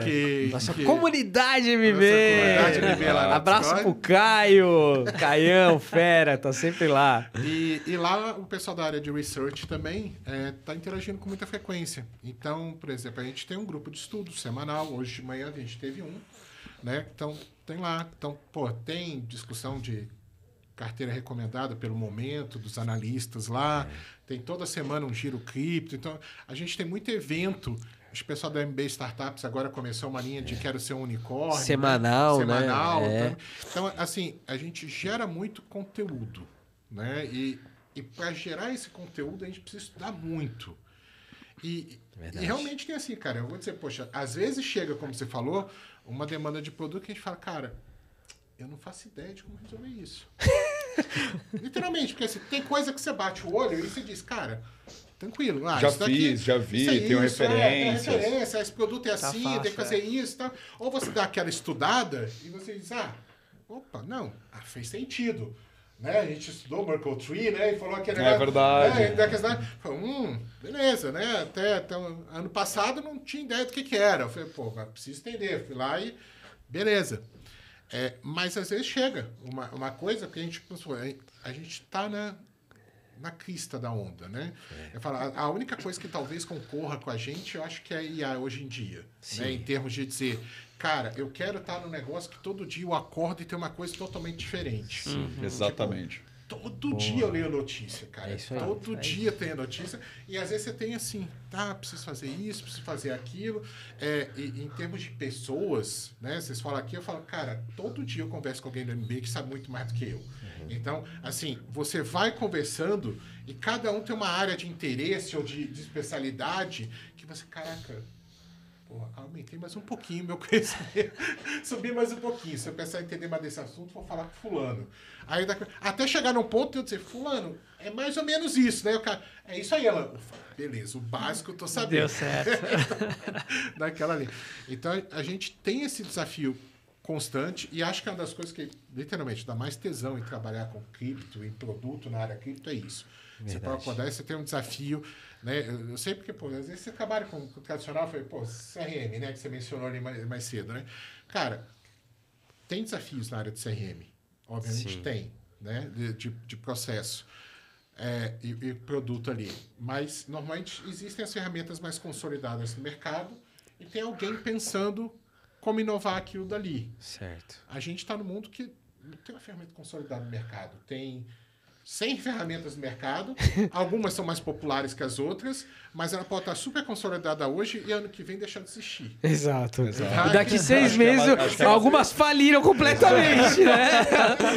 Acho que é muito da maturidade do assunto, né? O CRM, ele tem matérias dele ali que são muito maduras. A maioria das matérias a gente está jogando e aprendendo junto, né? E até contaminou o sistema financeiro tradicional. Exato. Porque Totalmente. O sistema bancário, velho, é um dos mais antigos, assim, ó, e vinha lá ritmo de tartaruga. Começou essa onda de fintechs e agora começou essa onda de tokenização. A galera tá maluca, velho. Não sabe o que fazer. Uns contratando, se emitindo, outros revendo completamente a organização. Mas, enfim, continua aí. É bem nessa linha. Então, assim, a área é muito favorável e estimulante nesse aspecto, sabe? E eu posso pegar qualquer pessoa da MB aqui na área, de chegar assim na hora e falar, pô, faço isso. Às vezes eu tenho um projeto, procurando um pouco da nossa área ali, eu falei, cara, tem que mexer com tal coisa. Tal coisa aqui. Acho que talvez tenha a ver ali com algo do Cabral. Aí eu chego lá e mando uma mensagem dizendo, Cabral, você está mexendo com tal coisa? Ele, tô sim e tal. Eu falei, cara, acho que tem um pouco a ver com a minha área. Dá pra a gente conversar um dia? Aí ele já manda, cara, vou quebrar um galho pra você. Aí ele me manda um vídeo de 10 minutos, passando já um overview da parada. Me desculpa. Aí eu falei, que vergonha. Eu falei, ótimo. Você tem uma pílula de conteúdo ali, ó. Eu fui perguntar. Eu sou prolixo, eu confesso. Antes da gente conversar, ele já me deu tipo um resumão ali de dentro daquele negócio. Eu falei, cara, beleza, eu já tenho um mínimo para poder conversar com ele, sabe? E isso acontece com qualquer um. Se eu chegar ali e dizer, cara, vamos trocar uma ideia, bora, sabe? É verdade. É bem acessível, né? As pessoas são... Então, são bem acessíveis e todo mundo afim de dar estudada nessas coisas. Então, assim, cara, apesar de ser uma área muito nova, né, assim, comparada com as regiões, tem muita gente interessada, né? E como o TT mencionou, tipo, é inevitável, tá? Se você ainda tem dúvida, tipo, cripto é uma realidade, entendeu? Se não é agora, daqui a 2 anos, mas o mainstream vai chegar, sabe? E você vai estar exposto a isso daí, né? Então, assim, a gente vai mexendo, vai atrás, vai construindo dessa brincadeira, né? E E tem muita gente, cara, Discord, eu acho muito curioso, eu vou fazer vou jogar esse negocinho. Todo mundo fala, a gente ainda não mencionou Web3 aqui, né? Mas, assim, se você perguntar, todo mundo vai dizer que o Discord é tipo a rede social oficial da Web3, né? Sei. Que tem zero de Web3. Total. Total, é tipo, tem um servidor, tem vários servidores ali dentro, que são geridos por uma empresa só, Exato. então 100% centralizado. Você fala, não, mas os servidores são descentralizados. Não, cara, tipo um canal um servidor de Mirk que você rodava séculos atrás, né? Exato. É igual você fala que o Slack é da Web 3.0, sabe? Então, Chatwall, né? Chatwall, Exatamente. São Exato. ferramentas incríveis, mas se não se associa ao conteúdo, Mas né? todo mundo tá lá, sabe? Qualquer projeto que comete meme coin da vida, verdade. eu estou lá no grupo da Pepe. Tem o quê? Nada. Lá é só meme. Às vezes eu tive que mutar o canal, porque tem dia que a galera expande o wall de meme. Aí você, puta. Tá. Eu mutei todos, cara, porque senão eu não consigo trabalhar. Você Mesmo no consegue? computador que fica do lado, assim. Separado, né? Não dá. Não dá. E aí você fica assim olhando. Às vezes você tem que acompanhar, porque você vai dizer, cara, o cara tá discutindo. Vou pegar agora um case da Polygon, né? Poxa, a Polygon anunciou recentemente a Polygon 2.0. Exato. Né? Essa semana aí, faz Então, 10 pouco dias, mais, vai. mas, essa semana eles soltaram basicamente uma visão do roadmap, o tokenomics, falaram das mudanças, né? E assim, acho que foi ontem que teve uma discussão lá deles que eles iam falar não só do 2.0, como mais 2 hashforks no meio do caminho para preparar. E, assim, para quem não sabe aqui, o tema é basicamente quando a gente tem uma mudança significativa ali na rede, tá? Então, assim, no protocolo. E isso é só um, cara. É só um. E aí o cara começa assim, de repente ele olha no projeto e diz, cara, eu queria viver de Polygon. Você consegue. Você pode passar o resto da sua vida estudando Polygon, ou até durar o projeto, né? Mas, assim, ele é um dos mais robustos aqui. Você consegue passar ali enfiado só em Polygon. Sim. Eu quero estudar... Não, eu não quero Polygon muito específico. Eu quero entender de camada de Layer 2. Bem-vindo a outro buraco, né? Eu quero entender de Zero Knowledge. Outro buraco. Exato. Quero DeFi. Outro buraco. NFT. Outro buraco. E, cara, e aí você vai, sabe? Staking. Staking parece ser uma coisa assim tão tranquila, né? Você fala, pô, o conceito é simples. Você olha e diz, cara, é uma poupança cripto. Exato. O conceito é simples. É isso. Né? Exatamente. Né? Mas, de repente, começam os caras a discutir, cara, existe MEV, que é, né, máxima extração ali de valor. E aí tem ferramentas que influenciam isso para poder ser o bloco que está ali mais presente e otimizar os rewards de staking. E aí a galera começa a ver, cara, quem que eu uso? E aí você começa a ver, cara, é fácil, né? É um universo gigantesco e de repente você tá... E vai ter o cara que vai falar só disso daqui. Tá? Então, tem espaço para todo mundo, essa é a parte legal, né? Do modo que você queira pensar, né? Você tem. Se a gente tiver um espaço mais para frente, eu posso falar de projetos doidos que a gente fica ouvindo falar, ou de coisas interessantes, né? Então, tem muita coisa legal quando você vai estudar, né? Que você esbarra e você diz, cara, que massa. E aí você, às vezes, chega no dia e diz, cara, tive uma ideia legal. Aí, às vezes, tem uma pessoa que diz, cara, o regulatório do Brasil não permite isso não. Aí você... beleza, então vamos esperar. A maioria das coisas é assim, né? Eu tomo essa toda... Um abraço aqui pra Cristina Tarabori, pra Camila, né? Pra Vanessa Butala. Mas eu tomo tanto não, assim, que tá tudo certo, né? Eu chamo de contextualização. Assim. Às vezes eu chego lá e falo, então... não é bem assim. Eu falo, tô contextualizado, já peguei qual que é o fio da meada. Mas tem gente que fica brava, né? Fala que a galera do jurídico é anti-produto. Não, pô, né? Tem uns que ficam bravos, mas não é isso, né? Que sem eles também, né? Os problemas seriam maiores Com se a certeza. gente... Ou os processos mais caros. Exatamente. Exato. Eu acho legal o que você falou, Alan, inclusive, você fez até uma comparação, tipo, o staking é uma poupança, né, cripto. Eu acho legal a gente fazer essa comparação dos produtos tradicionais ou do sistema tradicional, vamos falar com um de cripto. Porque eu não acredito muito que vai ser uma substituição. Tipo, eu vou substituir um pelo outro. Cara, deixa eu pegar esse gancho, porque a minha próxima pergunta era essa, então aproveita e responde, que é... Você já trabalhou com produto tradicional, digamos assim, né? Produto que mexia com o sistema financeiro tradicional fiduciário. E agora, cripto. Qual que é a principal diferença, assim? Ou se é que existe essa diferença entre um chapéu e o outro? E aí, para emendar, fazer um comentário aqui breve. Eu entrevistei a coordenadora de marketing do Zero Bank, que é a Marcela Maranhão. Um abraço, Marcela. E ela estava falando muito sobre isso, assim, de como foi desafiador para ela cuidar de marketing e conversar com o time de produto de um banco cripto, porque para ela era outra forma de comunicar, outra forma de apresentar. Você já comentou um pouco sobre isso aqui, de meio que fazer você e o TT, né? Fazer um onboarding da pessoa enquanto ela tá na experiência de navegação ali, meio que ensinar ela ao mesmo tempo que ela tá navegando. É por aí mesmo? Existem essas diferenças ou você enxerga menos esse aspecto de diferença entre uma coisa e outra, entre tradicional e cripto? Não, eu acho que existem as diferenças, mas como o TT falou também, acho que a gente está numa fase de ensinamento. Então, tudo que a gente vai falar, a gente tem que ter uma parte da nossa linha de raciocínio voltada para ensinamentos. Preciso ensinar esse cara. Não sabe o que é. É muito atrativo você ver grandes valores sendo ganhos pelas pessoas, né? Pô, a carteira valorizou de 2018 para cá 3.700%. Isso é muito atrativo. Mas você entrar só com esse atrativo e não ter o estudo por trás, você pode acabar quebrando a cara nisso. Então, a gente precisa aconselhar as pessoas nisso. O que eu estava comentando, inclusive, que é muito legal que o Alan colocou, eu não vejo como um serviço que vai substituir o outro. Mas eu acho que vai ser uma alternativa muito interessante para as pessoas no futuro. O sistema bancário, como você colocou também, Cabral, ele era muito arcaico e ele andava nas suas regras, porque você tem os mesmos concorrentes e os serviços. Isso eu digo há anos e anos atrás.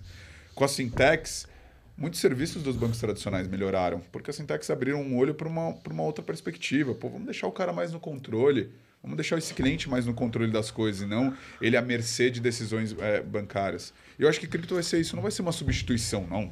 Olha, daqui 15 anos só se vai usar Bitcoin, Ethereum e pode tacar toda a moeda fora. Não é isso. O opt-out, né? O cara, eu vou dar meu opt-out aqui. Não vou usar mais o sistema tradicional, dos países hoje. Não, acho que não é isso. Mas acho que vai ser uma alternativa muito interessante para as pessoas.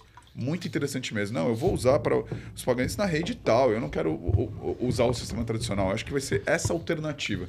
Cara, essa diferença que eu vejo. Eu entrevistei aqui o Thiago Barbosa, que é nosso consultor lá no mercado Bitcoin, do jurídico, né?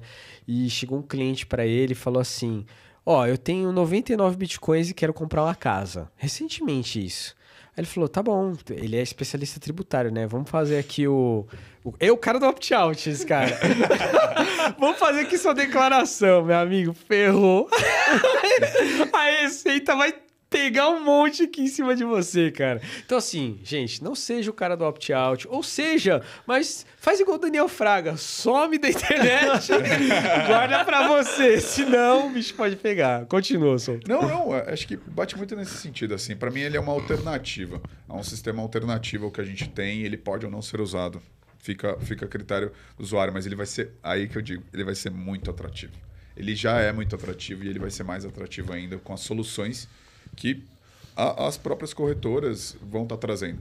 Senão, por que os bancos, as fintechs estariam aderindo a isso, sabe? Não há justificativa para não ter. É uma aposta interessante e é uma alternativa interessante para as pessoas mesmo. E eu acredito muito, muito nisso. Total. Com certeza. Bom, com a palavra, o cara da experiência aqui, jornada. Tem diferença, TT, de fazer produto tradicional ou para outros nichos de produto cripto, assim, em relação a, sei lá, experiência, forma de trabalhar a comunicação, conhecimento? Cara, com certeza tem, assim. Acho que o Souto falou o ponto-chave ali, né? Quando a gente fala de produto, a gente tem uma base que é muito parecida, independente do setor que você está trabalhando. Então, tem regras, tem formas que a pessoa utiliza um aplicativo, um serviço que é igual para todo mundo, né? Ela utiliza o WhatsApp em alguns sentidos da mesma forma que ela utiliza o mercado Bitcoin. É a mesma coisa, sim, né? Em alguns sentidos. Mas eu acho que a diferença crucial está no que o Souto falou, é o aprendizado. É um assunto que é muito novo, é muito difícil em alguns pontos para a pessoa entender. Então, como que você faz uma pessoa usar algo que ela ainda não entende direito? Bom ponto. Então, aí que é o mais difícil, assim, sabe? A gente tem que entender muito bem para fazer com que a pessoa entenda o mínimo para que ela consiga utilizar. Então, a dificuldade é essa, assim. Acho que se você me perguntasse qual que é o maior desafio em trabalhar com cripto, produto em cripto, eu ia falar, é esse, é simplificar a coisa para o usuário final. Certo. É pegar esse conceito super complexo de blockchain, é uma moeda ou é um investimento? Eu comparo o Bitcoin Muito bom exemplo. com ações ou eu comparo o Bitcoin com dólar? Né? Eu pego esse contexto super complexo e eu simplificar ele a ponto de um usuário que tem o menor conhecimento possível conseguir entender e fazer uso daquilo. Esse é o desafio. E complementando, eu acho que também, e você deve ser impactado por isso, a gente é impactado por isso pelo dia a dia. A gente tem que permitir que o cara use, mas a gente sabe que é um público imediatista e que vai querer usar, mesmo sem saber. E a gente tem que ensinar exatamente ao mesmo tempo. Isso é muito difícil. É difícil. E o cliente, ele tem uma percepção muito própria assim, do universo. Né? Então, se o Bitcoin cai, a culpa é do mercado Bitcoin. Né? Como que Cara, a gente lida com eu isso? vi recentemente, vou mandar pra vocês daqui a pouco, um cara que entrou no Reclame Aqui reclamando da blockchain. Fala assim, essa blockchain aí, cara, não dá. Os caras são loucos. Demora transações, aí eu tento fazer uma transação na blockchain, tem que melhorar esse serviço aí. Aí o Reclame Aqui criou uma página lá da blockchain com as reclamações todas. Porque o Reclame Aqui vai direcionar pra quem? Exato. Né? Eu não vou responder. Dá blockchain, Souto. Vamos achar esse cara, pelo amor de Deus. Vai ser um dia tantas respostas. Nossa, então vai ser uma pena quando eles chegarem no Não era nome nem Satoshi. Não era nem Ele vai chegar e falar, Satoshi. tá aqui é Satoshi. Puta, então, vou te contar uma história longa agora. Ai, cara, quem é o dono da blockchain, né? Exato. Blockchain. Muito bem. Pô, essa sua última fala aí já vai dar um corte, né? Porque, pô, você falou ali certinho. Até o Jailon vai publicar nas redes dele aí. O Simplifica. Perfeito. Fazer um Reels, né? Pronto pro Reels. Muito É bem, isso aí. tá bom. Muito bem, então, vamos lá. A gente já falou aqui um pouco de carreira, falamos de diferença de produtos, produto cripto, produto para os setores tradicionais da economia. Eu queria ter a percepção de vocês dos projetos todos que vocês trabalharam. E olha que, cara, todo mundo aqui nessa mesa já passou por pelo menos uma meia dúzia de projetos diferentes, né? Totalmente diferentes, assim. Desde um produto direto com o usuário até um produto mais interno, integrações para outros produtos da casa, né? Lembrando que o pessoal não sabe isso, eu sempre explico. Todo mundo acha que o mercado Bitcoin é uma corretora de criptomoedas. Isso é verdade, mas também não é, porque na verdade o mercado Bitcoin é um grupo de várias empresas, são 12 negócios diferentes. Você tem uma custodiante, você tem asset, você tem a corretora em si, você tem o a Blockchain Academy, o Crypto as a Service. É um monte de coisa que está rodando lá dentro e que muitas vezes tem o desafio de se comunicarem entre si, né? De produtos de uma empresa para outra, de um business para o outro. Então, queria ouvir de vocês, dos projetos todos que vocês já passaram, o que vocês puderem falar, obviamente, qual que foi assim mais desafiador? Se não quiser dar o nome do projeto, falar exatamente do que, não tem problema. Mas queria pegar essa percepção assim de qual que foi realmente o desafio, né, mais instigante, o projeto mais desafiador que vocês tiveram ao longo desse período. Eu posso falar, assim, não do projeto em si, do produto que a gente montou, mas talvez do público, porque foi um dos primeiros que eu trabalhei e eu falei, cara, quem são essas pessoas? E eu nem sabia que dava para fazer isso. Os robozeiros. Os robozeiros. Porque quando esse primeiro, o API client, né? Quando esse termo... Quando eu entendi o termo, eu falei, não acredito que dá para fazer isso. Tá brincando? Sério? Eu falei assim, mano, sério que dá pra fazer essas coisas? Dá pra negociar? Tipo, porque pelo menos não era um termo que eu tinha escutado, assim, antes. Tá. Talvez uma falha minha, assim, de não saber, mas não era um termo que eu tinha escutado e eu não sabia desse tipo de negociação via API. E eu falei, cara, agora eu vou ter que montar um negócio para esses caras. Aqueles malucos do high frequency trading, assim. Tá. Requisição por minuto alta, os caras tradando sem parar. Então, assim, isso foi muito interessante. Boa. Muito interessante trabalhar com esse público. Eu falei, cara, dá para fazer isso.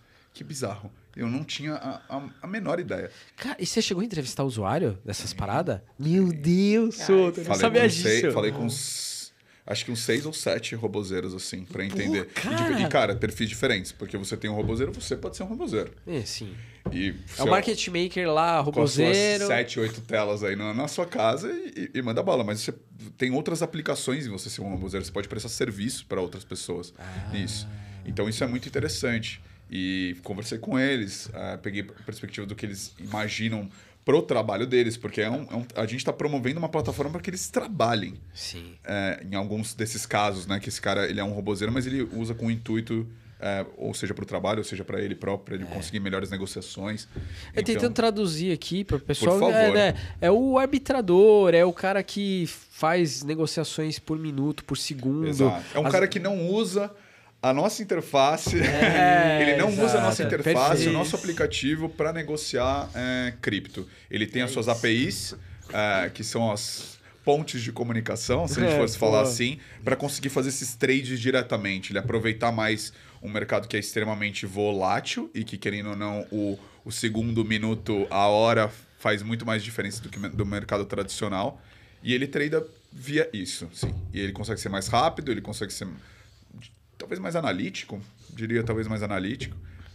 Então é muito interessante. Eu não sabia que você podia tradar por API. Aí você fala, cara, não acredito. E agora eu vou ter que falar com esses caras. Eu vou perguntar. Excelente. Tipo, eu vou ali pelo que eu, o TT, todo mundo está montando. Pô, e ali eu tenho decorado como que as coisas funcionam. Você tá num app na sua mão, você tá com o web na sua frente. Aí você fala, cara, o cara treina por API, velho. É só Joga é que- de fora, né? Então Tá. Cara, na verdade, assim, eu vou Não deixar esperava, você falar bastante. eu não esperava essa resposta, cara, mas continue. Em que resposta?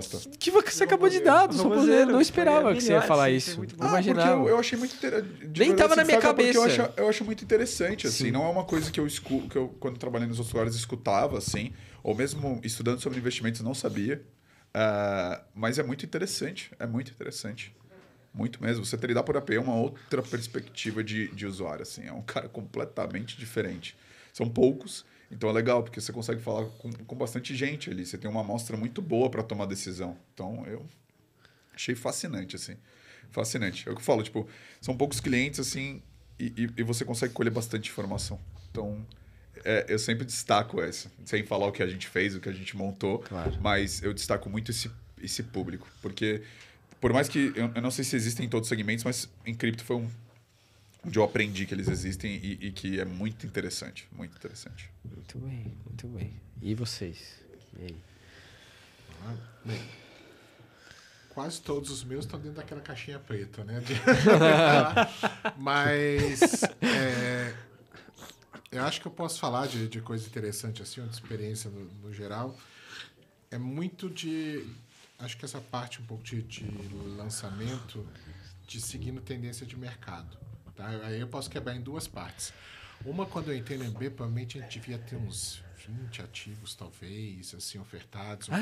Você pegou toda a subida de... Isso, e aí uma das coisas foi tipo, cara, a gente precisa lançar mais rápido.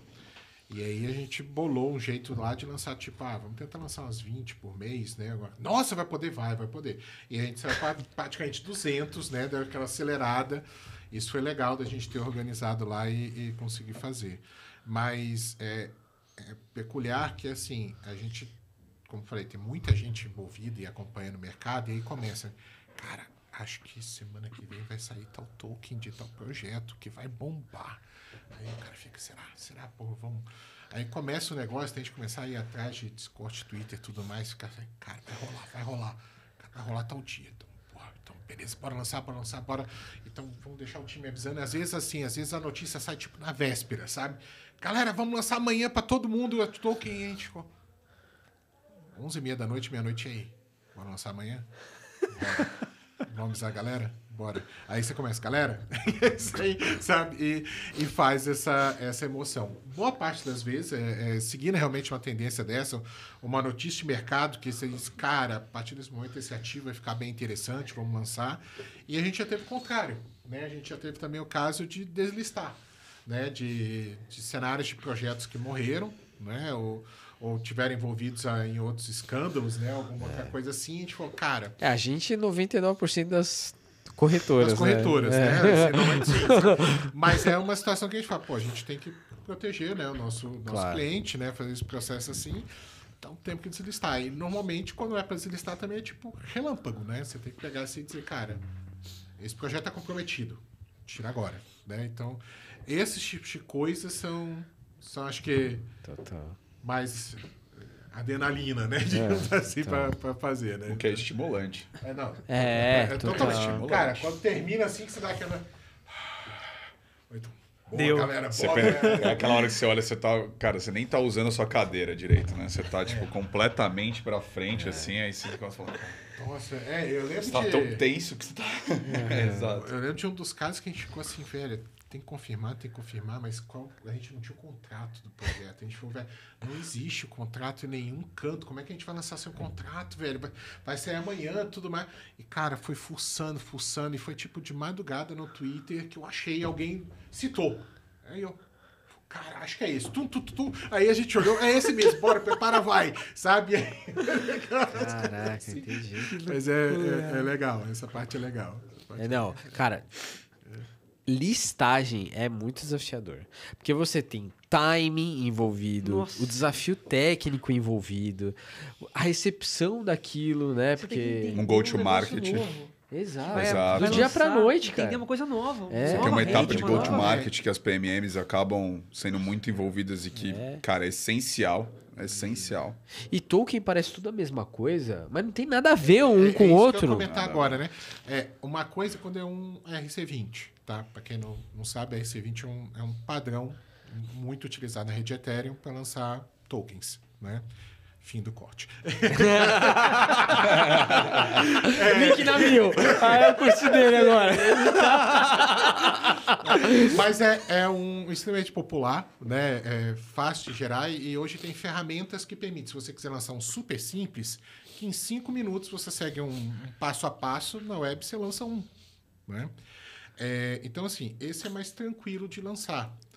Mas esse não é o único tipo de token que tem, né? Tem vários outros na própria rede Ethereum e tem as outras blockchains, né?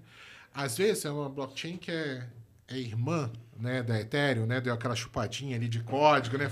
Vou fazer tudo igual, só isso daqui diferente, tá tranquilo. Às vezes não. Às vezes o cara reuniu todo mundo com os pajés ali, né?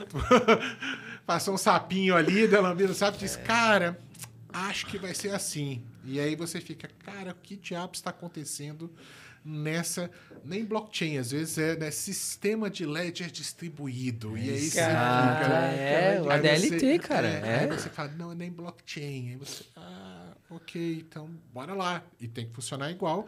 A experiência para o cliente é transparente. Você compra, vende, manda para lá, recebe, volta. Só que a gente tem que converter todas as... né, invenções, e mais do que natural, como a gente falou, é um mercado totalmente incipiente, então cada um tenta resolver o problema criando o seu próprio protocolo, dizendo, cara, acho que vou resolver esse problema assim. Por quê? Porque eu vi uma oportunidade que o Ethereum não resolve. E aí o cara vai lá e diz, vou tentar pegar meu nicho através disso. E aí vai lá e surge outro protocolo para atender essa demanda, né? Total. E dá isso. Então essa parte é bem... Tem umas recentes até. Como é que chama aquela moeda dos caras da Libra que a gente listou faz pouco tempo, aí uns 2 meses atrás? É esse caso que o Alan tava comentando, que é outra blockchain, outro padrão, outro tudo. Enfim, tem esses desafios coisa, aí desafio mesmo. envolvidos. E você, TT? Cara, eu acho que... Tava pensando aqui quando eles estavam falando. Projetos desafiadores, meu querido. Desafiadores, Aquele né? que mais te perturbou, assim. Eu não sei se esse é o mais desafiador, mas foi algo que foi bem interessante, assim, né? Porque foi quando a gente foi lançar, e até hoje é um projeto super polêmico.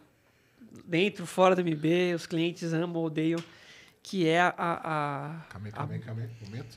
Tan, tan, tan, tan. A boleta simplificada.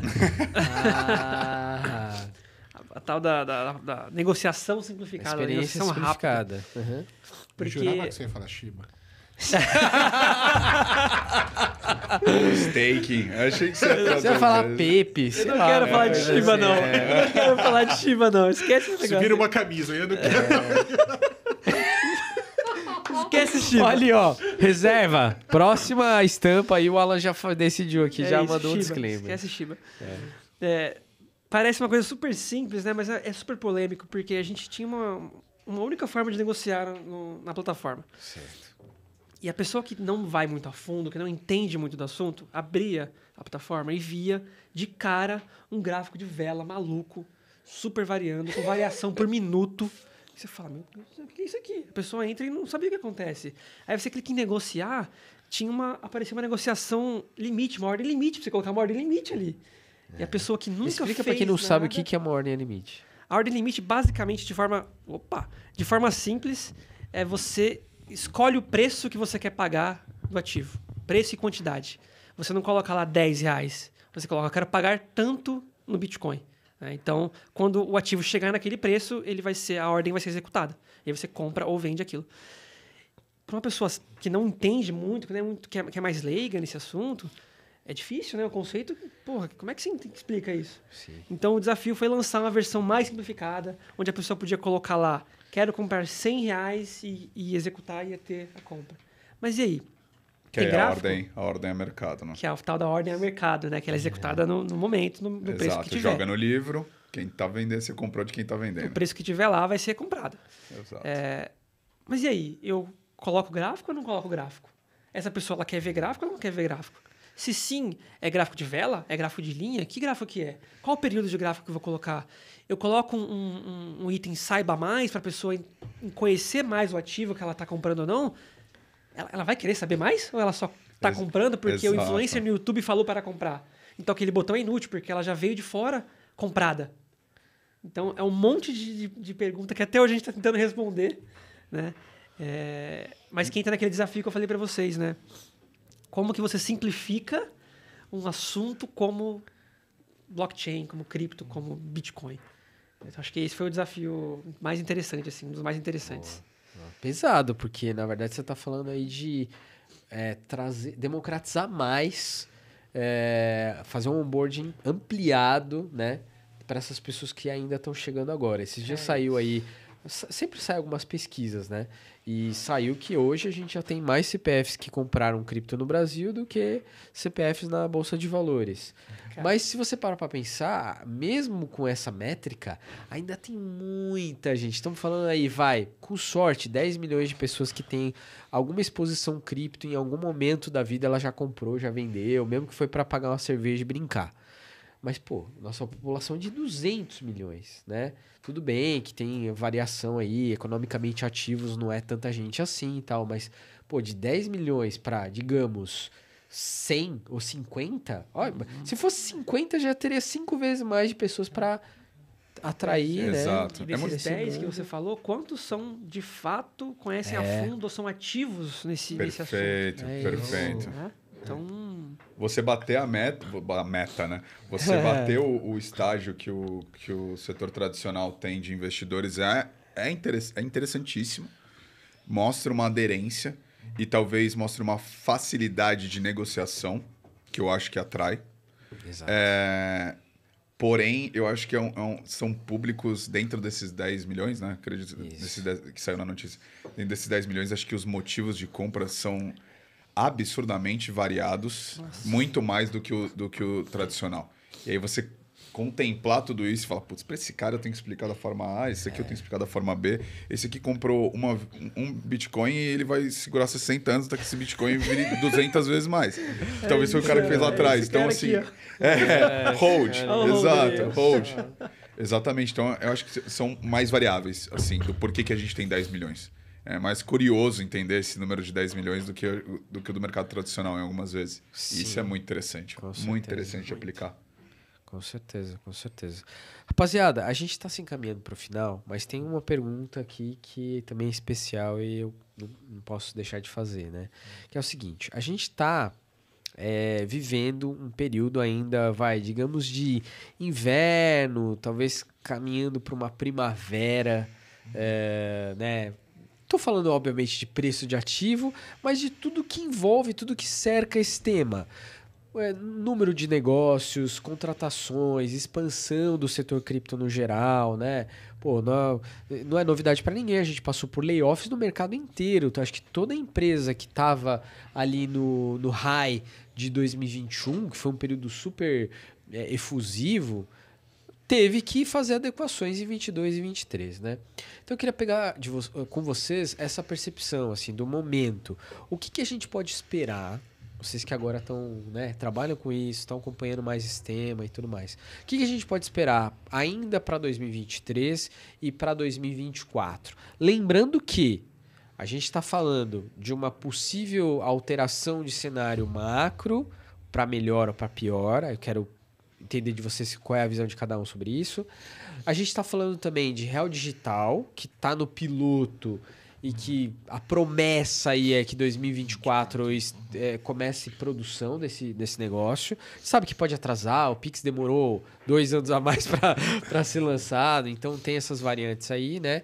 E tem uma série de fatores regulatórios muito diferentes, por exemplo, de quando eu entrei no mercado Bitcoin, de 2 anos atrás. Muito diferentes, né? Novas leis, tem a lei das prestadoras, agora tem um regulador definido. Enfim, tem um monte de coisa aí que pode ser melhor ou pior a depender do olhar. Queria entender de vocês como é que vocês enxergam tudo isso, assim, e o que a gente pode esperar daqui para frente.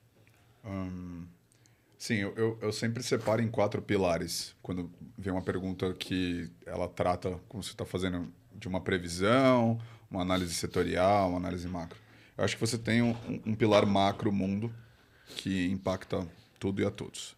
Isso é difícil de você prever, mas hoje, se você for ver, tem alguns gráficos da Bolsa Americana com a variação de cripto.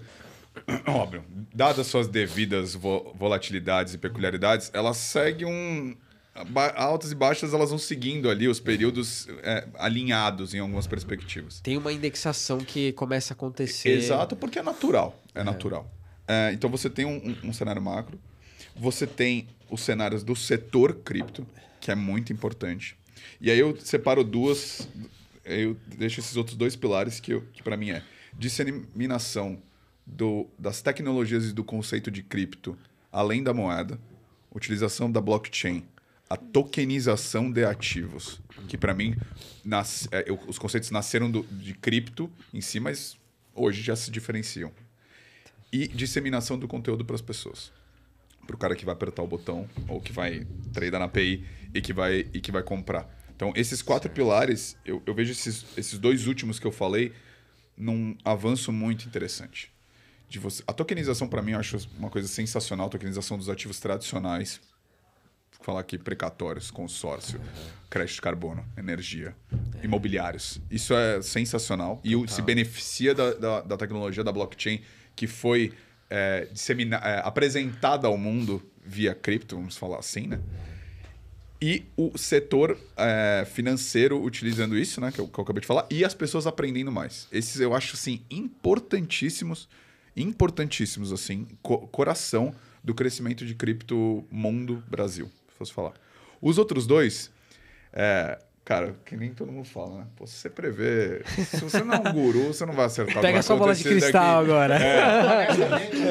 Eu acerto metade. Exato, exatamente. Sabe aquele ditado? Até um relógio parado, uma vez por dia ele tá certo, né? Duas. Gostei, eu não tinha escutado essa. Gostei, não tinha escutado essa. Até o relógio parado. Esses outros 2, eles têm um impacto gigantesco, mas eles são mais imprevisíveis, assim.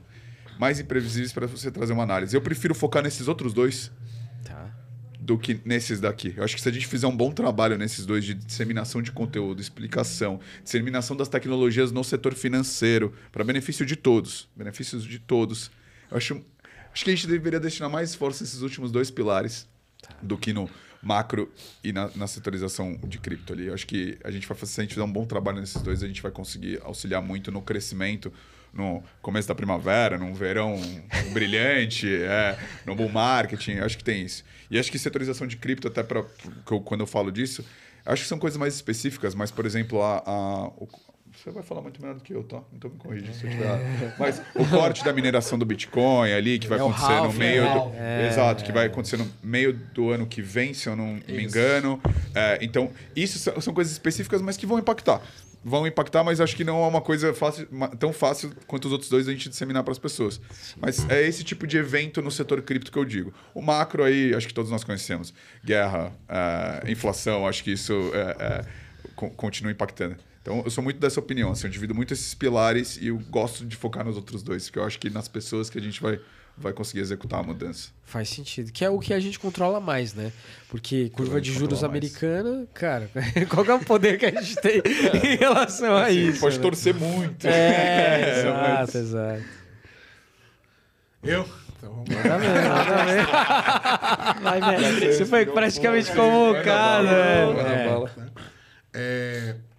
A gente pode realmente entrar nessa linha do halving, normalmente a indicação de que, cara, ano que vem, a não ser que quebre o parâmetro de todos os outros halves, ano que vem vai ser maravilhoso nesse processo, então espere uma valorização incrível do Bitcoin e nessa sequência todas as altcoins vão seguindo, então assim, há uma probabilidade razoável, né, de que ano que vem a gente esteja de fato num bull.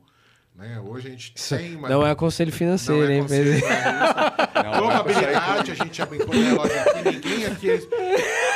Todos são especialistas e todos dizendo para vocês, não tem como prever o futuro. Então, é dessa linha daí. Tá? Eu ia seguir da linha do futuro, mas assim, inflação, correlação com o mercado, a gente sabe que tem isso tudo.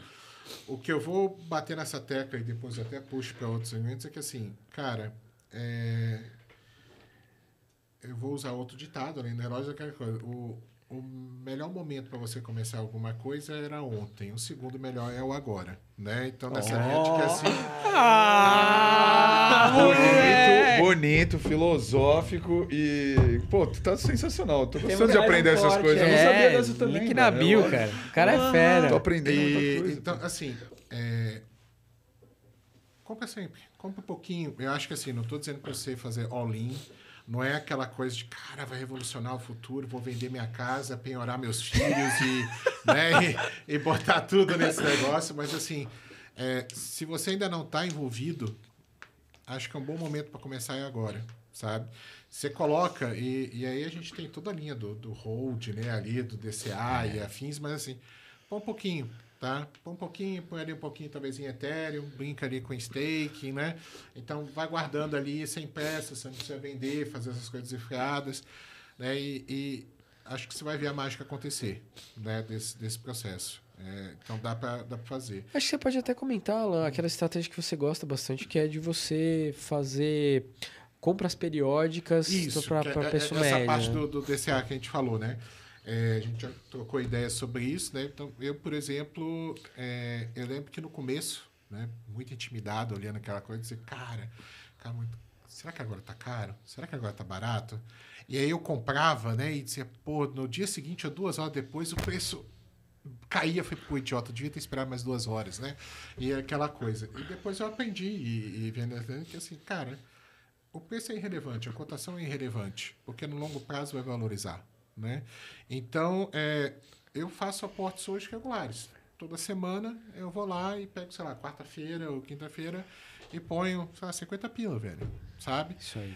E aí vai botando, e no final do mês gastei 200, mas gastei Exato. mês eu paguei 148 mil, no outro dia eu paguei 150 mil, no outro dia caiu, foi 137, beleza. Sabe? Se caiu muito, eu chamou a atenção, talvez eu possa colocar mais um pouquinho, né? Mas eu mantenho essa constância. E essa constância vai gerando frutos. Né? É um hábito prático e que, querendo ou não, você mexe com o preço médio dos ativos que você está comprando ali. Você vai estabilizando sua carteira, vai equalizando isso. Então, assim, é um ótimo hábito. E se você pagar mais... Tudo bem, amanhã pode cair, você vai pagar você vai pouco menos. Você vai pagar menos lá, equilibra o seu preço médio e aí você consegue já ter a sua rentabilidade. Sobrou um pouquinho no mês, esse mês sobrou, tudo mais, vou brincar com especulativo. Vou olhar essas altcoins totalmente alternativas.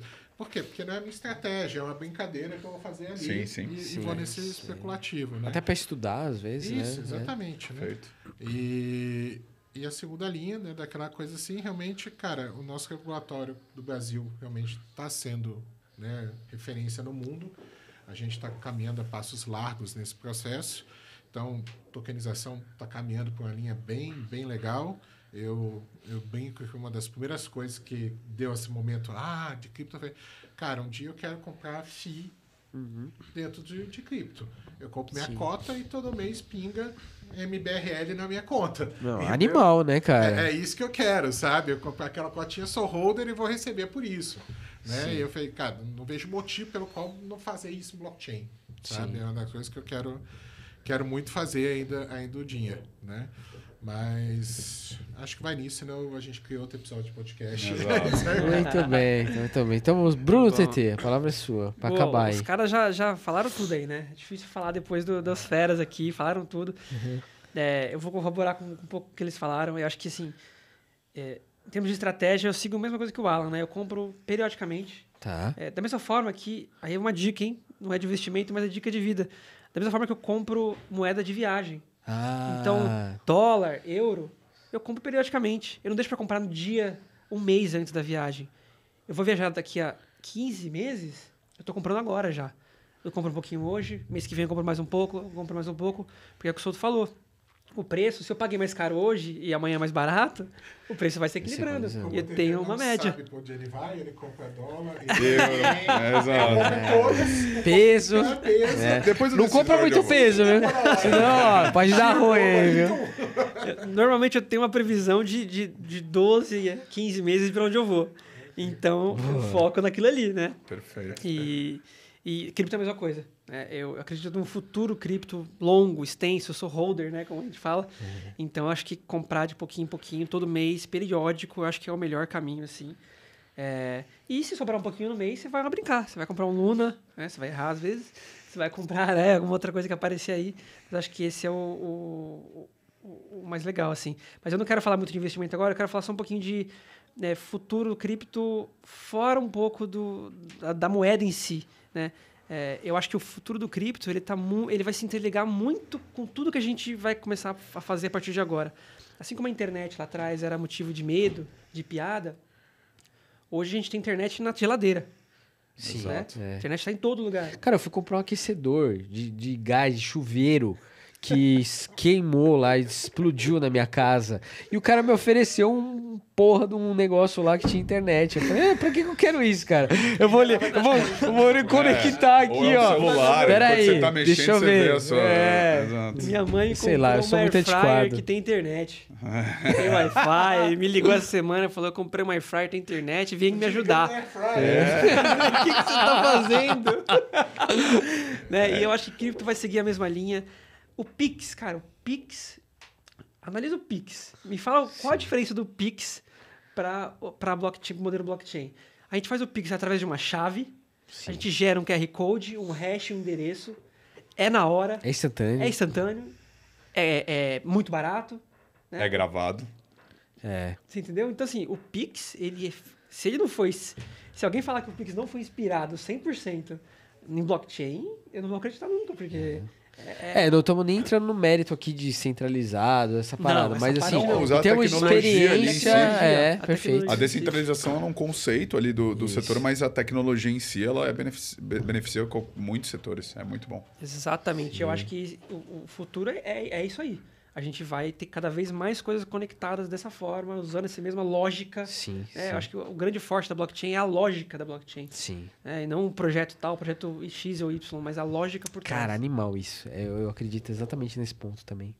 Isso que explodiu minha mente. De ver que, cara, como assim? Um registro que não é mais num database.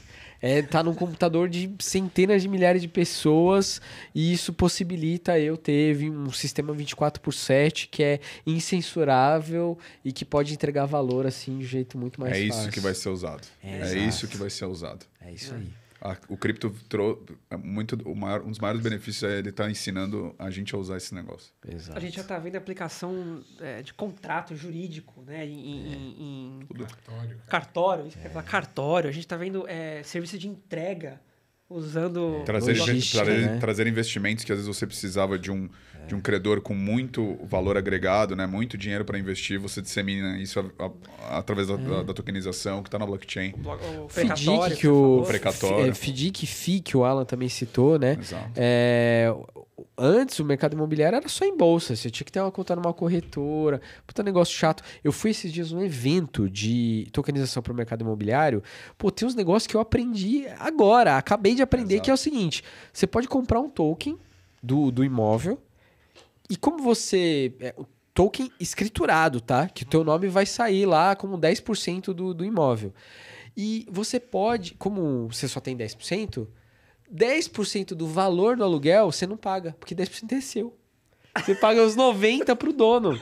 Entendeu? Então você mora no imóvel e você só tem 10% do imóvel. Não Exato. existia esse modelo. Cara, isso é ruim. Começou a existir agora por causa de tokenização imobiliária, cara. Nunca imaginei morar numa casa que um pedaço é meu, né? E você pode comprar mais pedaços? Pode, Assim como- se quiser, Exato. você vai Quer comprando comprar ele o aos imóvel poucos. inteiro. É isso, você pode financiar o imóvel on-chain ali.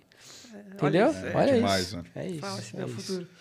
Galera, a gente podia conversar aqui com vocês, velho, mas aí 1, 2 horas, 3 horas fácil. Vocês vão ter que voltar aqui em algum momento pra gente continuar esse Com papo. certeza. A gente vai ter que encerrar, mas eu vou deixar assim um disclaimer rápido aí, queria que cada um uma rodadinha final rapidinha.